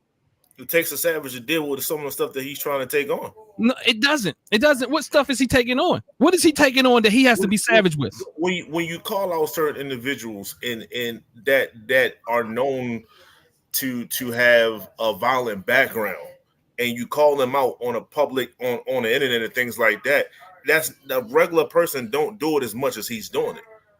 So the fact that it takes someone that might be outside their rational mind in order to do that. But the problem becomes when I hear him talk, and haven't heard much of his talking points, but it doesn't take much to. It doesn't take. You don't have to listen to him long to know that he's just as ignorant, that he spews some very venomous, toxic stuff out of his own mouth that is tantamount, almost equivalent to what he is fighting against. That is the problem for me. You can't be calling out somebody else and you be just as toxic, and that's somehow supposed to work. Why not? Because it doesn't work. You're just adding the same thing that you're fighting. Does it make him wrong? Give me that. Yes. Give me that clear. Give me that clear. We said a lot. Something, and it's a single topic. Although I do something else later on or whatever. So is something that was in fact so he can be right about what the behaviors that he's identified, right? That's I can agree. Boss, that's it. That's it. No, that's not it. That's not it. Why can't you? Because see? Okay, no. What I'm saying is, it's kind of like who's the rap? Who's a gutter rap out here right now? Give me one. Who's not a gutter? Give me one. Everybody but Kendrick. Everybody but Kendrick, whoever that is, right? It's like everybody but Kendrick calling out everybody but Kendrick. Oh, I'm sorry, that's not a person, but everybody but Kendrick. Okay, what's the one you put down? I'm gonna go old school. What's the one you put? Brother Jabbar did a beautiful Bobby Smurda back in the day, right? It's like Bobby Smurda calling out Bobby Smurda. Like, okay, yeah, you can call out the problems. People sit in your chair all day. People come in these men's groups every day, and they can talk about all the BS they do. And I'm apologizing. I'm sorry for it. But then they end up continuously doing it. Yeah, you're right. You identified it, but you still doing it. So it's still, you right by identifying it, but you're wrong because you're still doing it. It's a yes and. I hear you. I just feel like people should be more in tune with themselves to understand that I can take something from one person and then I can disregard everything else they had to say because it's not important to what I am focusing on. That's not my argument though. My argument is I can take something from him, right? I literally can. But at the same time, I'm still gonna call him out for his BS and the things that he's doing that he's calling out. How you gonna be calling out something you doing yourself? I'm not saying we all can fall, but he operates in the mud. I've heard him, and then he's just so he's ambiguous. He has the style of one of the most greatest salesmen. I won't even use any other choice words other than salesman. Thank you. I'm gonna keep it above board today. I hear you. Anybody else got anything else to close out with that? Like what happened to black people lazy? No, that's where we headed at. Okay. Yeah. Yeah. So leading into this next segment, are black people lazy? And again, this came from a topic that we had in Conscious Heads Barbershop. Can I stop you real quick? Okay, go. Hey, family, on both stations, Reality Speaks Media. Go ahead and like this video, family. Share, subscribe, go to my channel, Dr. Dennis Assad Winkler. Go there, subscribe. People from my channel, go over to Reality Speaks Media, subscribe, like both videos, family. I'll just turn it back over to you. Oh no, definitely. Hold on 1 second. Let me leave comments, family. Those who will view this after we go off, all those type of things. Definitely. If you want to make the donation, you definitely can make your donations also while we building this flow. So look, like I said, in the shop the other day in Conscious Heads, Brother Kenny. Oh, it is thunderstorming outside. That's why the lights is flickering. Oh, okay. I need to check on my people. Oh, on my people, bro. Quick. Okay. Yeah. So they had this conversation the other day about, about people being lazy, and I know initially, me and brother Ricardo, we talk a lot about the work ethics. Just in people now, when we talk about barbering, there is a culture of barbering, of young barbers, and even older barbers that's out there, who have a culture where, they don't keep their schedules. We tell people, like, in order to build a clientele, you have to work hard. A lot of times, you're not going to get people to come in. You're not going to get people to come into the barbershop all the time. And honestly, man, it's your spirit that gets people to come into that shop. People, I mean, this gets a little bit deep, you know what I'm saying? But when you're sitting around and you dark and you're like, man, I can't get no people, whatever. But when you go in there with a positive attitude, and you got to sit around, those people are going to come to you. It's a skill that you actually. I mean, a lot of barbers talk about it. It's what I mean. So a lot of times, a lot of the younger people want people to come run into the salon. They don't want to pay their dues and all like that. You know what I mean? But anyway, there's this spirit where a lot of times, like brothers and sisters want to smoke all the time. We tell people, like, hey, man, you can't smoke when you on shift here. You gotta wait till you get home. They want to smoke, and that's smoking, which makes them lazy. A lot of times makes them lazy, so they don't want to stay on shift. They come in late. Sometimes they leave early. Those different things. Now we just talking about barbering. Now, in general, there's this big thing that black people are lazy. Black people don't want to do, what I'm saying? Like, they what I mean? They don't want to do what has to be done. And especially this generation that's coming up now. So I see that Kenny is gone. Is Kenny gone from? Okay. Kenny gone from the car. But Ricardo, if you could summarize what your point was about, what y'all was talking about in the shop the other day. All right.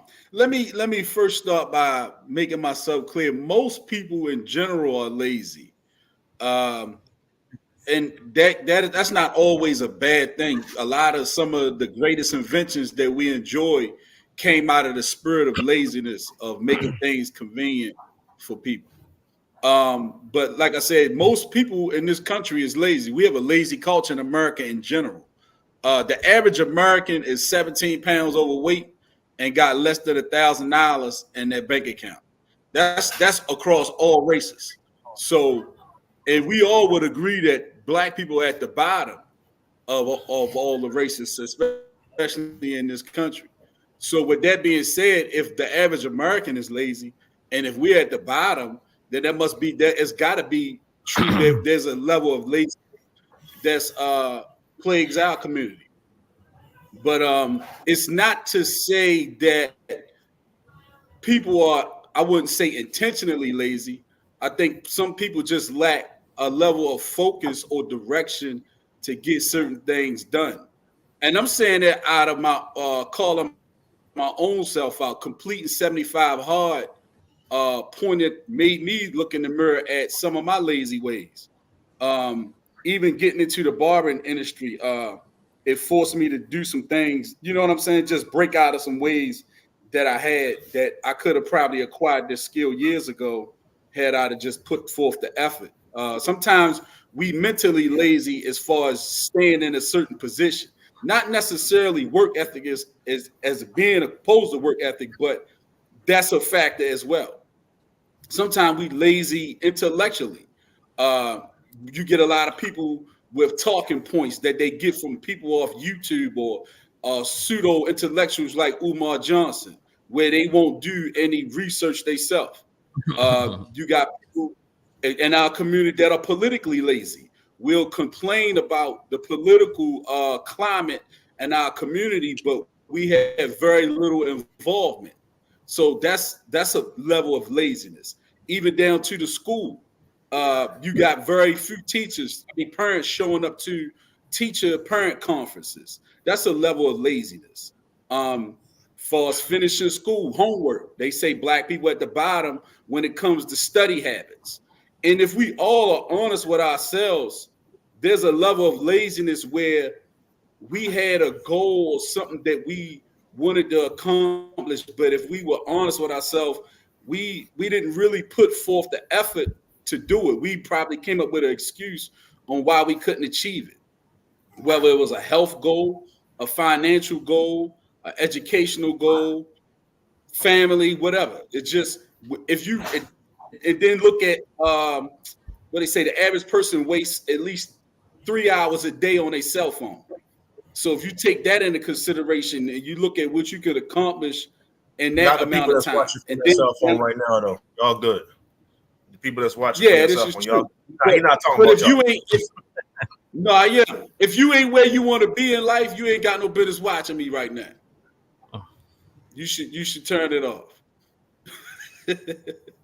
But yeah, but just being in general, if we honest with ourselves, if we really take a real hard look at our position in life, where we are, can we honestly say that some of it don't got nothing to do with laziness on our part, on what we choose not to do? No, because a lot of times we know what to do to get out of a situation or take our situation to the next level. A lot of times we know what to do. It's just a matter of doing it.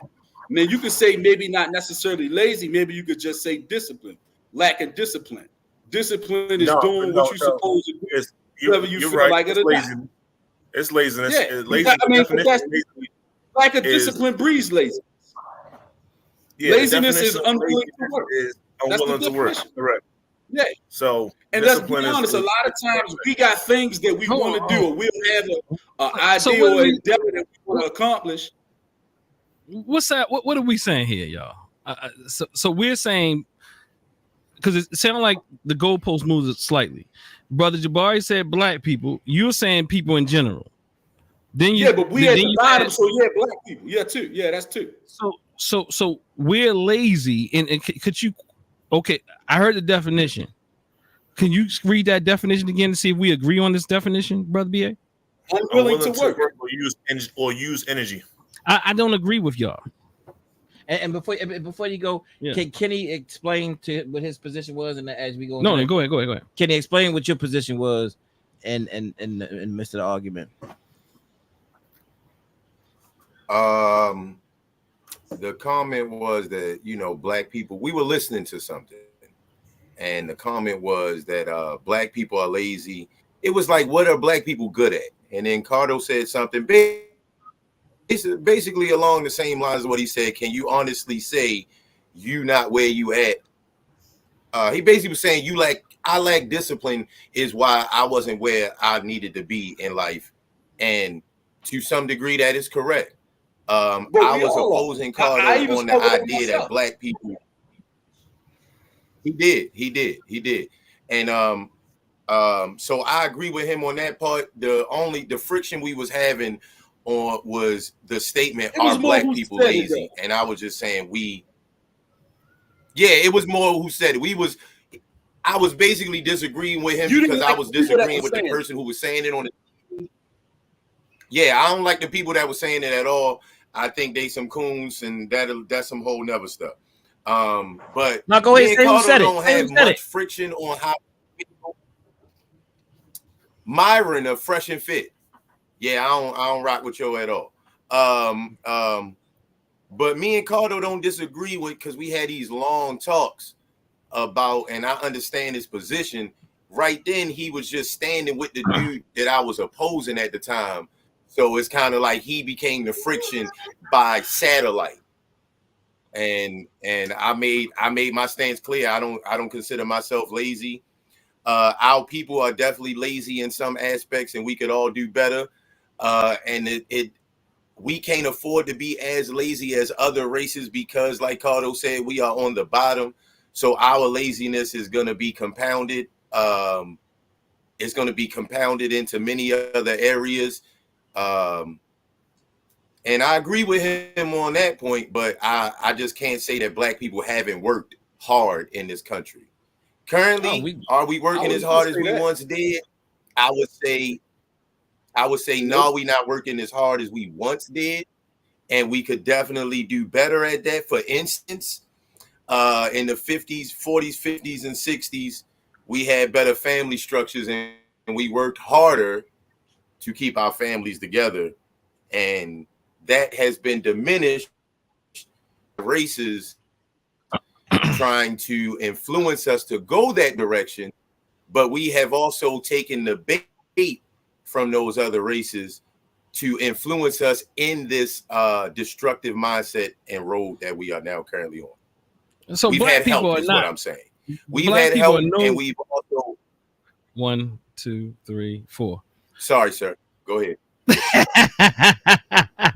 Hey, black people are no lazier than any other group. Well, I mean, you want to have to give me some data, some hardcore statistics, you know. I mean, and then when you lump in all, like we have to be very clear on what are we talking about? People are just lazy. Like some people have strengths and some people have weaknesses. Maybe we can call it, or however you want to call it. But most black people are burned out and overworked.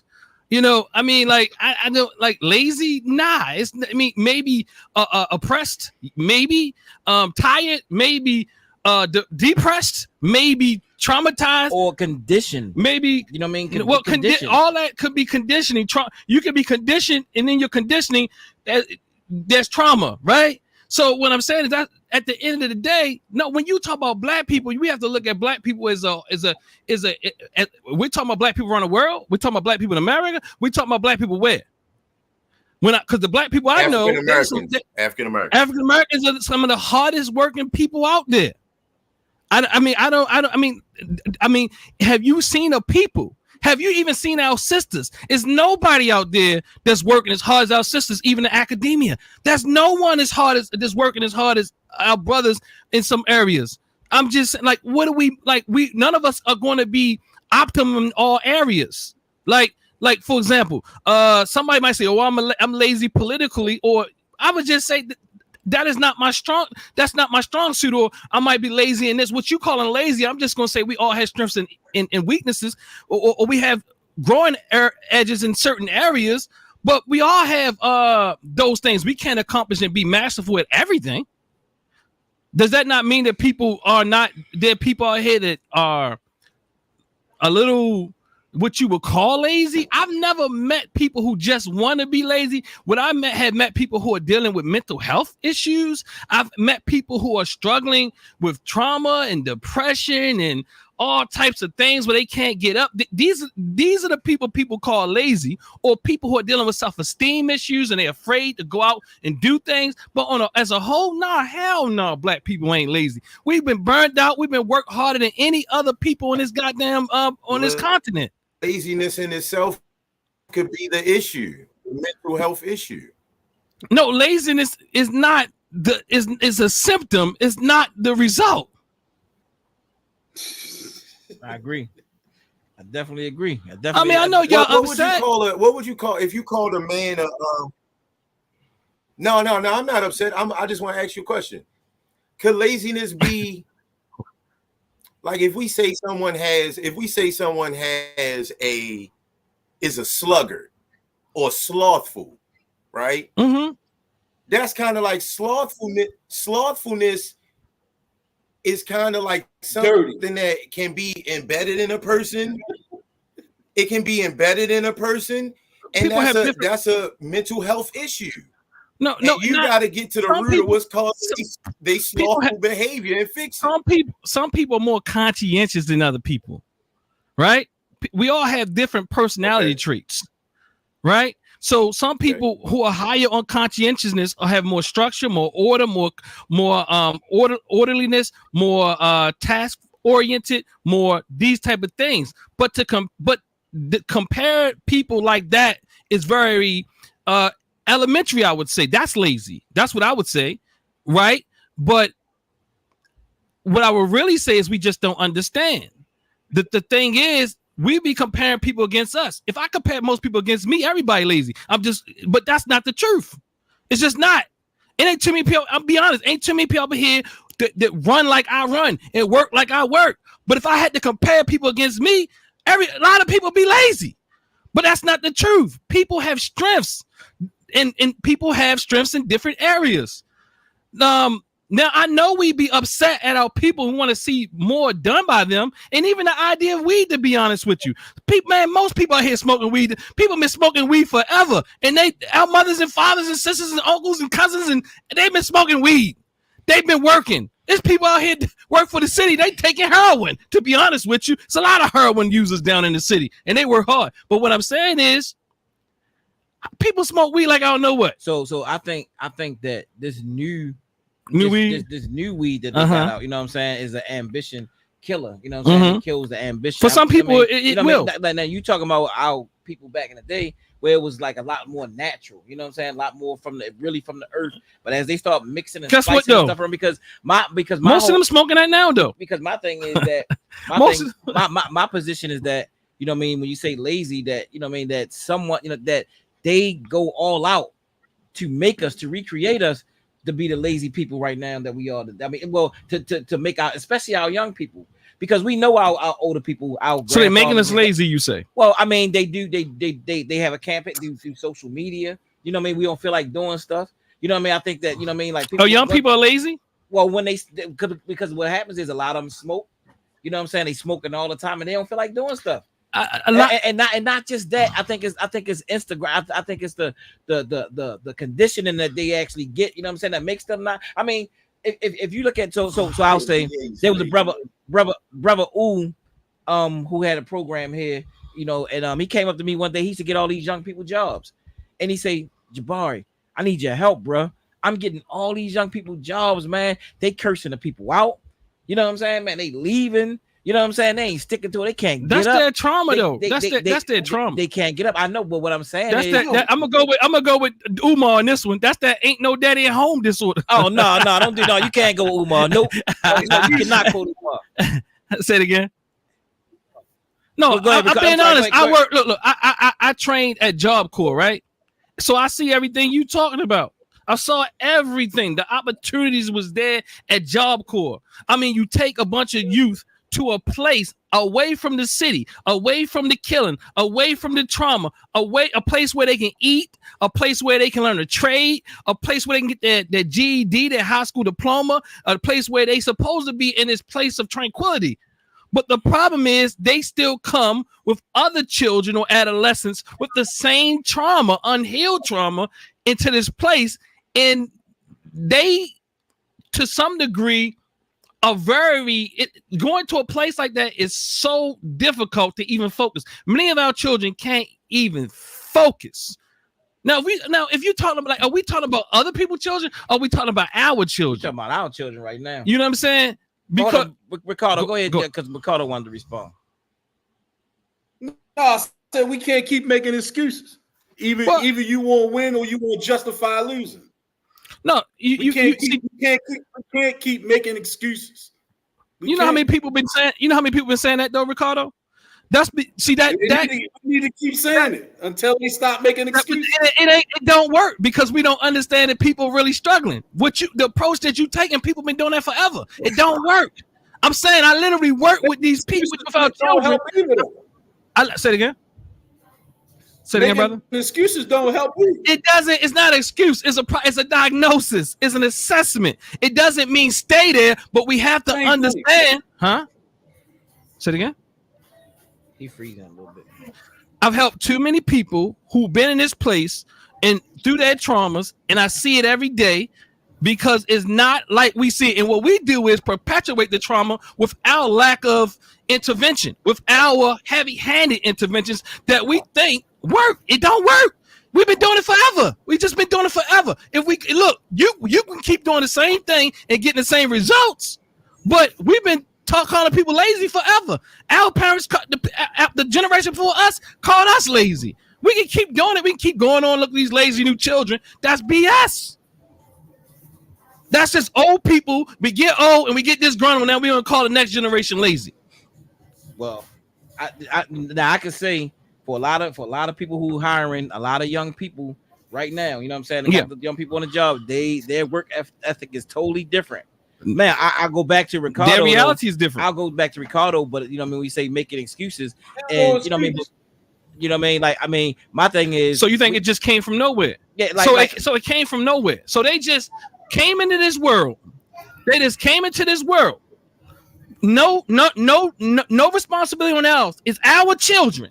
And now they're lazy for just because they was born in 1990 somethings and 2000s, and they just lazy because does it have anything to do with what we did? Does it have anything to do we didn't do? Or what we didn't do? Yeah, absolutely. Absolutely. We threw them over to the enemy, and the enemy actually. So who was lazy then? It was us then. Lazy parenting. Aren't they black parenting? Every generation. Say it again. Say it again. Aren't they? Every generation of black people has let the previous. Sorry, go ahead, Ricardo. You said it was a generation of people that let them down, right? They are black people. We talking about children, but at the same time, I still said think black people. I didn't say children. Say it again. We talking about children here now. Okay, he and I talking about children. Now, black people, I can go up that black people aren't lazy either. They might be confused. They might be lazy to get informed. Bro, it's too many people I know that, like, how many lazy people you know? Most of us are working, hard working people. That's a fact. That's a fact. Most of us aren't just sitting around shiftless. Say it again. Say it again. It's not a fact. I don't think it's a fact, bro. No, I'm not even gonna lie to you, man. Tell me what data you have to say that most of us don't work. Well, when you go to certain, let's say you can just drive. Everybody does. Well, we can look up the data. Just Google it right now, and I guarantee you'd be wrong if you say you're gonna find data that most of us aren't working. But okay, let's take this, right. So it's easy. Google it. You never heard a black person say, "I'm too good for that job." Don't mean you. I don't hear that from other races. So you have to qualify it, then, brother. You have to come up with some level of measurement. What are you using? You ain't using nothing. What's your measurement? You wasn't listening. I did. I went with your definition. Hold on, say it again. He's kind of going in and out a little bit. Say it again, Ricardo. The internet signal lazy. I don't know if it's because of the thunderstorm. No, it's his internet signal. No, but I went with BA's definition, and that's why I jumped off of that, because he's the only one who tried to frame it. So within that frame, you don't hear our people, constantly saying things like, "I'm too good for this job. I'm too good for these wages," and things like. I hear that all the time, bro. That could be true. You could be too good for somebody who paying you too low. You can. Look, but other races don't say that. Who don't say that? Every race, I'm around white people all the time, and guess what they talk about all the time? Making six figures or damn near six figures, talking about they broke. He said other races, bro. So that's why I'm coming and bringing other races in. And I'm going off of his definition. If you want to read the definition again, read the definition so we can be clear on what we're using to measure laziness. Okay. What we gonna do? We're gonna lower your voice a little bit because you getting a little angsty. All right, we're gonna do that. We're gonna calm down a little bit. Well, but hold up. You're not gonna tell me what I'm going to do. You can ask me. I apologize if you feel insulted. No, I'm not. Well, don't you tell me what I'm going to do. What your energy is doing. I'm at to raise my voice. Well, I don't care about that. You can do all that. I have no problem with it. I have no problem with it. I don't have a problem with it. You raise your voice. I don't care. It's not going to make for a good show. I don't care if you raise your voice. That's what I'm saying. But you're not going to tell me what I'm going to do. You're right. You are a grown man. Yes, thank you. That's very loud. Thank you. Okay. So are you cool? You straight? So, with that being said, you brought up white people, and you're right. You know, white people could complain about that. But when you drive around the city and just looking around, right, you see a lot of Hispanics working low wage and low paying jobs and things like that. They don't seem to care about it as much as we do. You say same. You say same. Same is because they're doing it. Bro, that's same. That's your understanding of that. They complain about that. They have people who fighting for it even too because they're underpaid. And you can't compare us against the people who migrated and who are being used and exploited in this country. I'm sorry if I'm getting a little animated, but it's not towards you. That's the passion about this. They are being misutilized. They are being exploited. Mm-hmm. Let me ask you a question, Jabbar. How many brothers have you came in contact with, and you offering them jobs and things like that, and they just say, "Yo, it's too much. I got this. It's too much. I can't do it all. I can't do this," and they bow out. They don't want to put in the work. It's a lot of them. You know what I'm saying? And some of it, and I mean, if you're talking about the shop, I mean, but it's hard.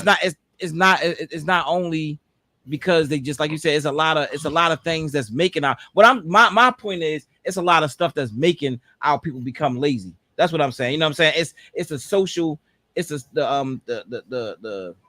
engineering, you know what I'm saying? The drugs, the drugs that's out there. The drugs is a big part. And it's not like, see, even back in the day, our grandfathers and them used to drink alcohol. You know what I'm saying? They would drink, but they would drink maybe when they got home, or a lot of them wait till the weekend and they'd get pissy drunk. But they were taught, you work first, you do what you got to do first. Now, come on, like, you know what I mean? Like, a lot of the young people, they got to smoke in the morning, they got to smoke for break, they got to smoke. And why do you think they smoking? You know, well, because it's popular culture, and that's what that's how they started. They self-medicating, brother. You know they self-medicating. Yeah, they self-medicating. If y'all don't want to hear that, that's a fact. Our children are self-medicating after they get you after they because of the parents that also had trauma that they didn't heal from from the society, brothers. Yeah, it's from the society that you keep talking about, and then we go ahead and turn in and say that they're lazy. No, we haven't dealt with our own stuff, which passed down to our next generation, and it's just being compounded. So I can't get with the idea that we just lazy when we the hardest working people. I just can't get with that. That's BS. I don't agree with. I don't agree. We just said I think that we have been made to be lazy. You know what I mean? By you know, by the, like I said, social media, by the drugs that's in the community and different things. Because you're talking about the hardest working people in history. Like, I mean, you know, they came and got us over from Africa because of who we were. But what you saying? What you saying though? Why I can't go with what I mean? I agree with you, but I can't agree with it due to the definition that BA provided us. Because if you use BA's definition, then you can't really say it how you said it. You have to use a different word. What was BA's definition again? BA said something about working or something like the unwillingness to work and lack of energy. The unwillingness to work and lack or unuse of energy. Correct. Right. Definition of being lazy. I think a lot of the people, you know, even that I meet at gas stations and stuff that I've made, you know what I'm saying? You know, they there and they may ask you for some money. Hey, can I do this? Can I do that? And I may say, hey, look, you know, once you come through, I got this barber in school, you know what I mean, that you can come through or whatever, you know, and they like, oh, okay, I might give them the number. They never call me, right? But I do know a lot of times because a lot of those people can't get jobs because look, the reason why they don't make it to the jobs on time is because they too drunk or too high to make it to the job in the morning when they supposed to get there. You know what I mean? So what I'm saying is that, you know what I mean? Like, so you think that's most of our children? No, I'm not saying most, but it's a lot. Well, okay, but we're saying black people. We're speaking in very general sense. No, I can't. And that's why I can't go with it. I can't say. I cannot cast this net on my people. I'm sorry. I'm saying the one. I mean, if that's what y'all want to do, you do it. I'm not saying that. I'm not doing it. I know black people ain't lazy on that nature. But what I'm saying is, you know what I mean? What's going on right now? It's been engineered. They trying to make our people where we don't have any. We know that they've been doing that for a long time. Well, no, now they kind of mastering it a lot, like even more right now. So I mean, like people that I know that got restaurants and stuff, everybody's complaining that they can't get a lot of our young people to do what it is that they need to do.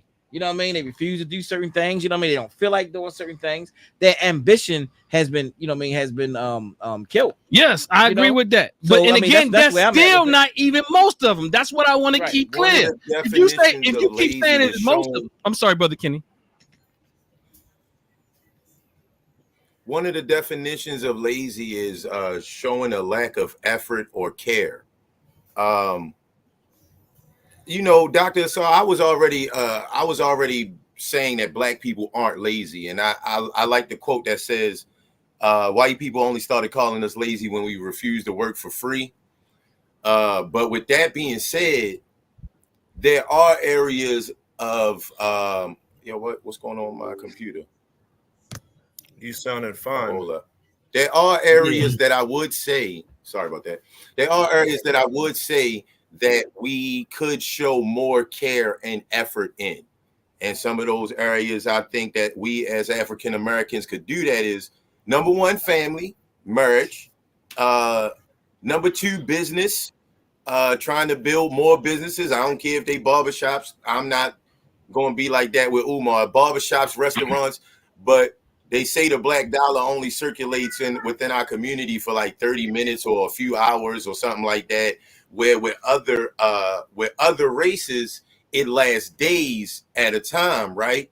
So those statistics right there could show by one of the definitions of lazy, and I'm not trying to put this on my people, brother. So I'm not for labeling my people lazy, but I will critique our people and just say there are some areas, according to the definition of lazy, that we do lack, I think, care and effort in. And I think that's the black family structure. Okay. The black family structure, circulating the dollar amongst us, and moral code and accountability in the black community. I wouldn't call that laziness. I agree with y'all that we had 1, 2, 3, 4. I mean, I agree that we can improve like any and everybody else in this ratchet society or wretched society. And we can improve, and there's a need for improvement.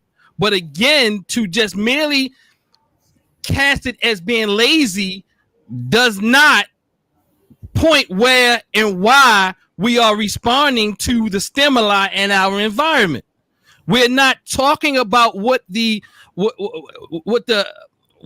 I'm looking for. We're not talking about why. We're not talking about why. The why.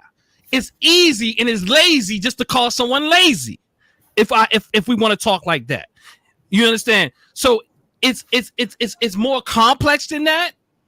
It's more serious than that, and I think we deserve better terminology than just to cast the net to call us and our people lazy. And if say we are, whatever it is you say we are, if you say that we traumatized, we're in a trance, we're lazy, so then you ask the question, why? But again, I still don't think that the data and statistics will support what you are calling when you say our people lack energy. Now, the one thing I will say is this. I realize that our children have energy in the things that they want to do. And I also realize that you ain't going to a lot of our children and people in general aren't willing to do the things that we used to do. And some of those things we needed to stop doing. Now, do they have a plan of how we're going to move forward? I don't know. But one thing I know, a lot of children said, forget that college stuff. That's what they saying. They're saying, forget that college stuff. Forget it.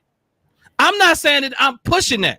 But what I'm saying, I do understand why some of them don't want to go to college, because some people are calling our children lazy because they feel that college is not their route. Now, I'm saying that some of that comes from fear. There's a lot of fear out here. There's a lot of lack of self-esteem out here. There's a lot of different things out here that will describe the phenomenon that we see before us more accurately and more healthy, and when we can describe it in a more nuanced way, that we can know how to intervene and help in that situation. But other than that, when we say lazy, all we think about is they're lazy for no reason, and that's what lazy means. Like, you lazy. The reason why you ain't doing it is because you're lazy. No, that's not the reason. That's not a good enough assessment. Okay. Anybody else got anything they want to? I agree. And part of me being if I'm loud, brother. No. Repeat that last part again, though. That last part of when people say that they think they're lazy is because of what? Repeat that for me. When people say, look, it's like a freestyler, brother. Understood. But I think you said something like, if people say that you're lazy just because you're lazy.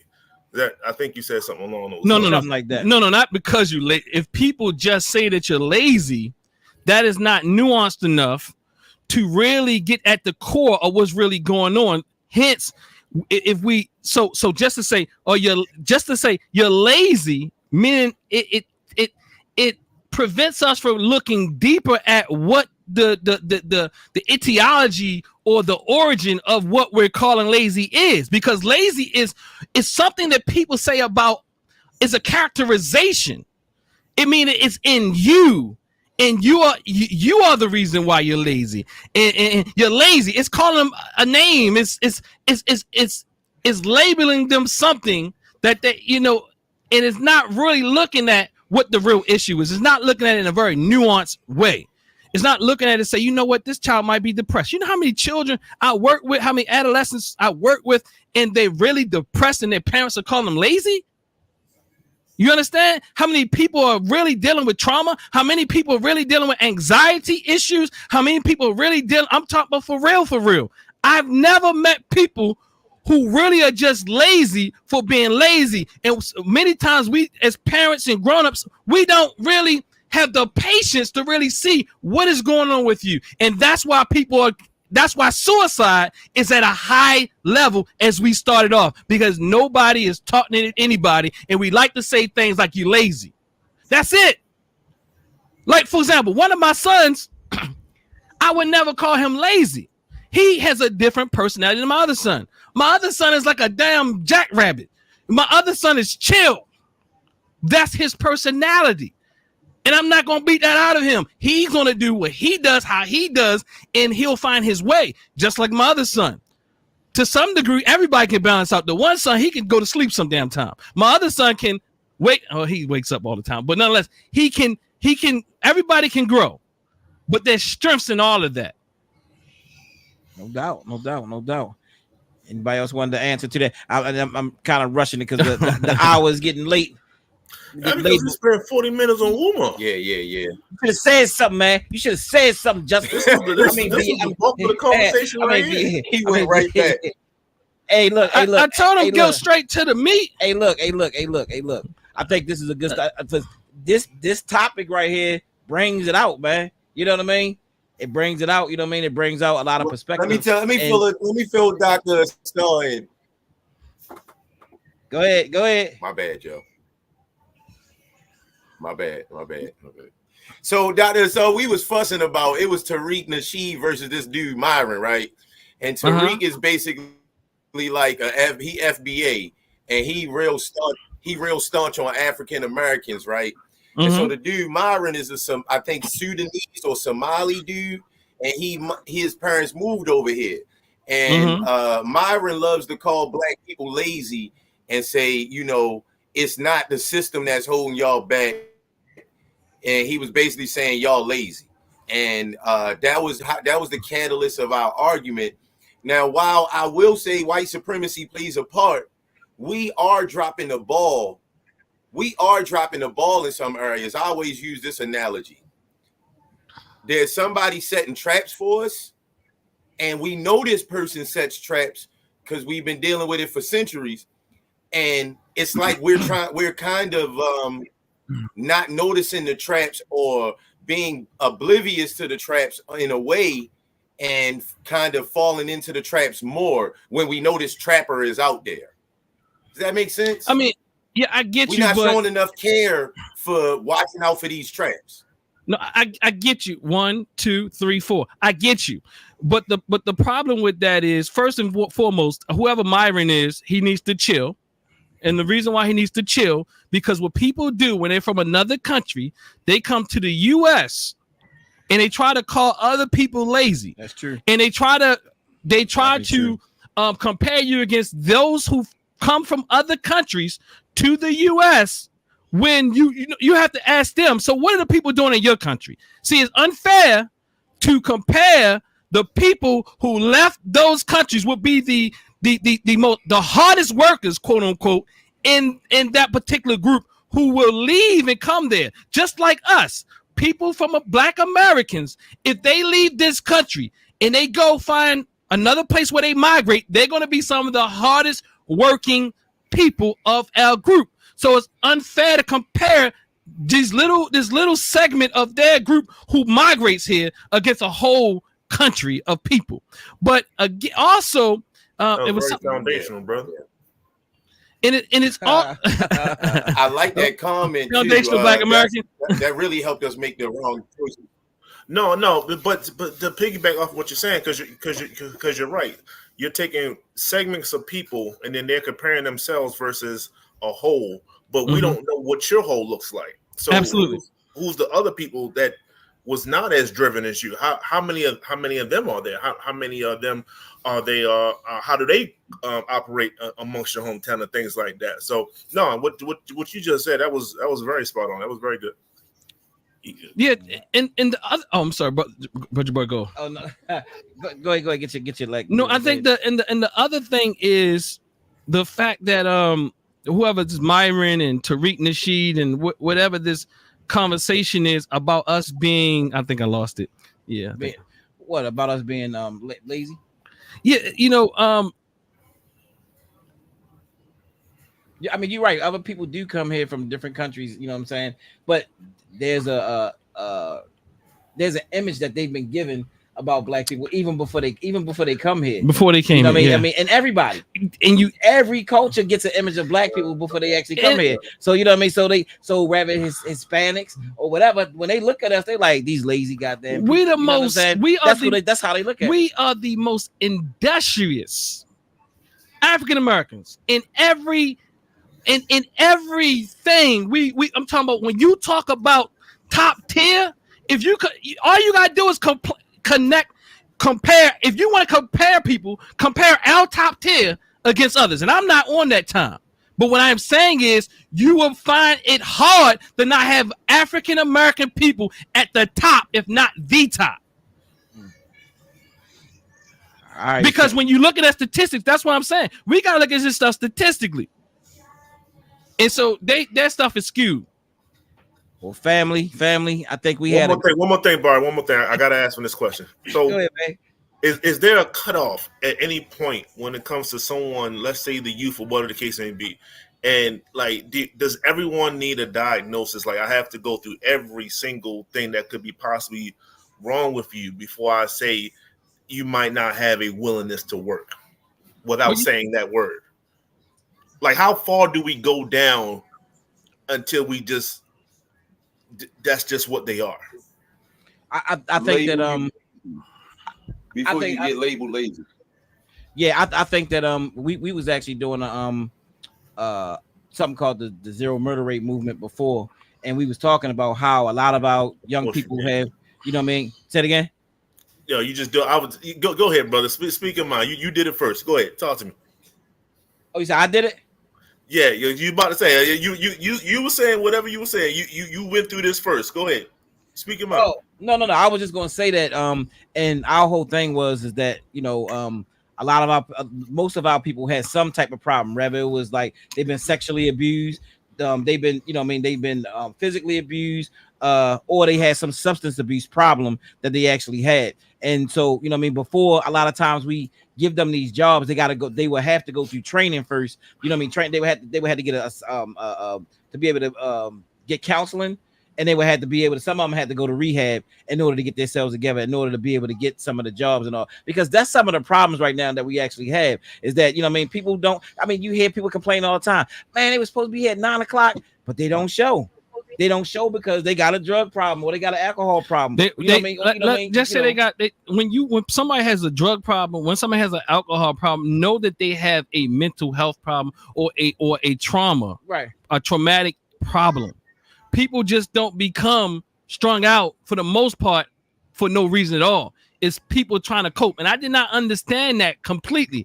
I did not understand the idea of self-medicating for real. I heard the term, but it's different when you begin to work with people who are struggling with those issues. You really get to see that the drinking is just a symptom of the deeper issue. And to answer my dear brother's question is, and I'm going to be a little facetious with the way I say this, some people are too lazy to have the patience to work with these type of population. But I'm not going to call it lazy. I'm going to call it, some of us are better suited to have the patience for our people. I understand even the frustration and why you want to call somebody lazy, because you want to see them do better. So I understand that. But at the same time, you may not be best prepared. Just like a father who's upset at their child and they just start calling them lazy all the time, lazy. And like that, and they in your mind, you think that's going to help. But all it does is perpetuate and compound the trauma. So the reality is, for those of us who struggle and we got to say something and we want to ask for how long, every person is different. Sometimes they do be being lazy. No, you know what I mean? I'm just saying. No, Jabbar, they're not. They have an issue. No. See. So hold on. Let me explain what I'm talking about. Let me explain what I'm saying. Go ahead. Let me explain what I'm saying, because see, we're talking about generalities here. We're not talking about individuals. See, we cannot cast a whole net on a whole group of people calling them lazy. I'm gonna have a problem with that. There's no way you can do that. But if you're talking about on an individual level, we can talk about how do you get more motivated? Or you just find out what is that person's thing. What's that jam? Sometimes we want our children to be like us. No, I hear what you're saying. I was just talking about on the individual level. You know what I mean? I can say myself, where, you know what I mean? I know I was supposed to take the trash out, and I was supposed to come in and clean up the bathroom. It ain't gonna change. Then, you know what I mean? But it ain't gonna change. I'm just saying, it ain't gonna change. What I'm saying is sometimes. But it's not going to change. You know what I mean? You come in. How old are you? How old are you? No, what I'm saying is sometimes you come in. How old are you? How old are you? I'm 49. Guess what? You're gonna always struggle with change, man. No. How long you been doing it? No, I mean I take the trash out. I'm talking about what are you? I'm talking. No, when I'm talking about when I was younger. No. What I'm saying is okay. What I'm saying is the children at times. I mean, I hear what you're saying in general about. In general, people need counseling. They need certain things. You know what I'm saying? Because but I'm talking about there are times with children in the house and they don't feel like doing stuff. They might leave the dishes in the sink. Might do certain things. You're like, come on, man. Some people stop being lazy. Stop being lazy. Okay, and then people get saying that. Let's talk about relations. This is the worst thing about relationships, because you get married to that woman, or that woman get married to that man, and then people, other people get married to each other, that type of thing. But at the end of the day, when you come in there and that person does not clean up after themselves every day, and the other partner look at them like they lazy, and you think that somehow that's going to change. It's not lazy. Some people's level of tidiness is different. Some people aren't. That's not the highest thing on their priorities. People are different. Some people don't take out the trash every day. Some people gonna forget to take the trash out every day. Some people you have to tell to take the trash out. Then some people gonna be self-starters. You a self-starter. You're a self-starter. So you one of the deadliest type of people. Dangerous people. I'm sorry. They're one of the dangerous people when you talk to somebody else, because people like you and people like me and people like these brothers on this live right now, because lots of times we think because we got this ambition and we got this conscientiousness about us that we think that other people can do it. That's not their strength. But I guarantee you they got strengths in other places and other areas that we don't have. And they can call us lazy as well. A lot of those people who are into art and stuff like that, they think differently. They don't even operate like we operate. They do things a little. They might not take. I'm not trying to put no thing on them, but the beautiful art that they bring about is different. They might not take the trash out for weeks, but they in there on that trumpet. Oh, they young enough. They're gonna take that trash out. Well. Again, what I'm saying is, when they move out your house, you better believe that thing might not change. And that woman that you have that you think, but a lot of time it does change when they move out your house. When they get their own, they do become more like, whoa, wait a minute, and they do wind up keeping their house clean. But the only thing is, because when they stand with their parents, a lot of times their parents start looking out for them and start, you got the stats on that, making up for them. You know what I'm saying? Come on, man, we know. No, you got the stats. A lot of times people get their own stuff. They take care of their own stuff better than they do your stuff. They will take care of their own stuff better. But what about that woman when she learn? What about that woman? They learn from you telling them, hey, get up. I need you to go clean up. I need you to go do this right here. Hey, stop being lazy. I'm just saying. But I'm going to tell you, most people, if you ain't an orderly person right now, Jabari, you ain't gonna become an orderly person. I'm not sure if you orderly. I'm just gonna let you know you 50-something years old. If you like putting stuff in corners and you a clutter butt and all that, you're gonna be one. We gonna fight your wife and y'all gonna fight back and forth forever, but it ain't gonna go away. Anyway, family, let's get ready to get up out of here. Do you think there's anything that black people are being lazy about that's important? Hold on, before we answer that question, we gonna have to say that. As a whole. Yeah, that's. Oh, my bad. We gotta get on. You're gonna have to give him 1, 2. Hold on, we gonna have to stop here because that's gonna be another 15 minutes. Let me right just there. answer that one. Can you do it? No, I'm not. I'm gonna be short. So look, I think it's very difficult, and I ask us to really question anybody who casts a wide generalization on a whole group of people. You understand? I ask you the question and ask them, where's the data? Where's the data? Because if you don't have the data, it's just feelings. And there might be something that I can't call black people as a whole lazy. You would not hear it. It's not. I think it's impossible to prove. You can't prove it. I can guarantee you that. I can guarantee you that you cannot scientifically support the notion that black people are lazy. You know the people who tried to support that black people are lazy? It's called white people. Yeah. And they called you black. And you know what the characteristics of black is? Lazy, phlegmatic, dirty. So I'm not going with that shit. Excuse me. Pardon. I mean, hey, in general, like I said, I'm with you. I'm with you with that. Definitely. I agree. Definitely. We're not lazy. We're not lazy. Definitely. Well, family, it's been a good one. Don't try to ask another question. BA, no, don't you do it. Don't ask another question. All right. But yeah, man. You know how long it takes to grow a beard. Yeah, the brother need a beard. He need his beard back, man. You know, he's but man, hey, thank y'all for joining us tonight. We'll be back with y'all next week. And you know, we're gonna keep on growing and glowing, all of that. You know what I'm saying? So y'all have a wonderful rest of your night. Or the beginning of the morning, top of the morning, or whatever it is. But y'all have a good one. We'd like to say peace. They got me in here sweating, bro.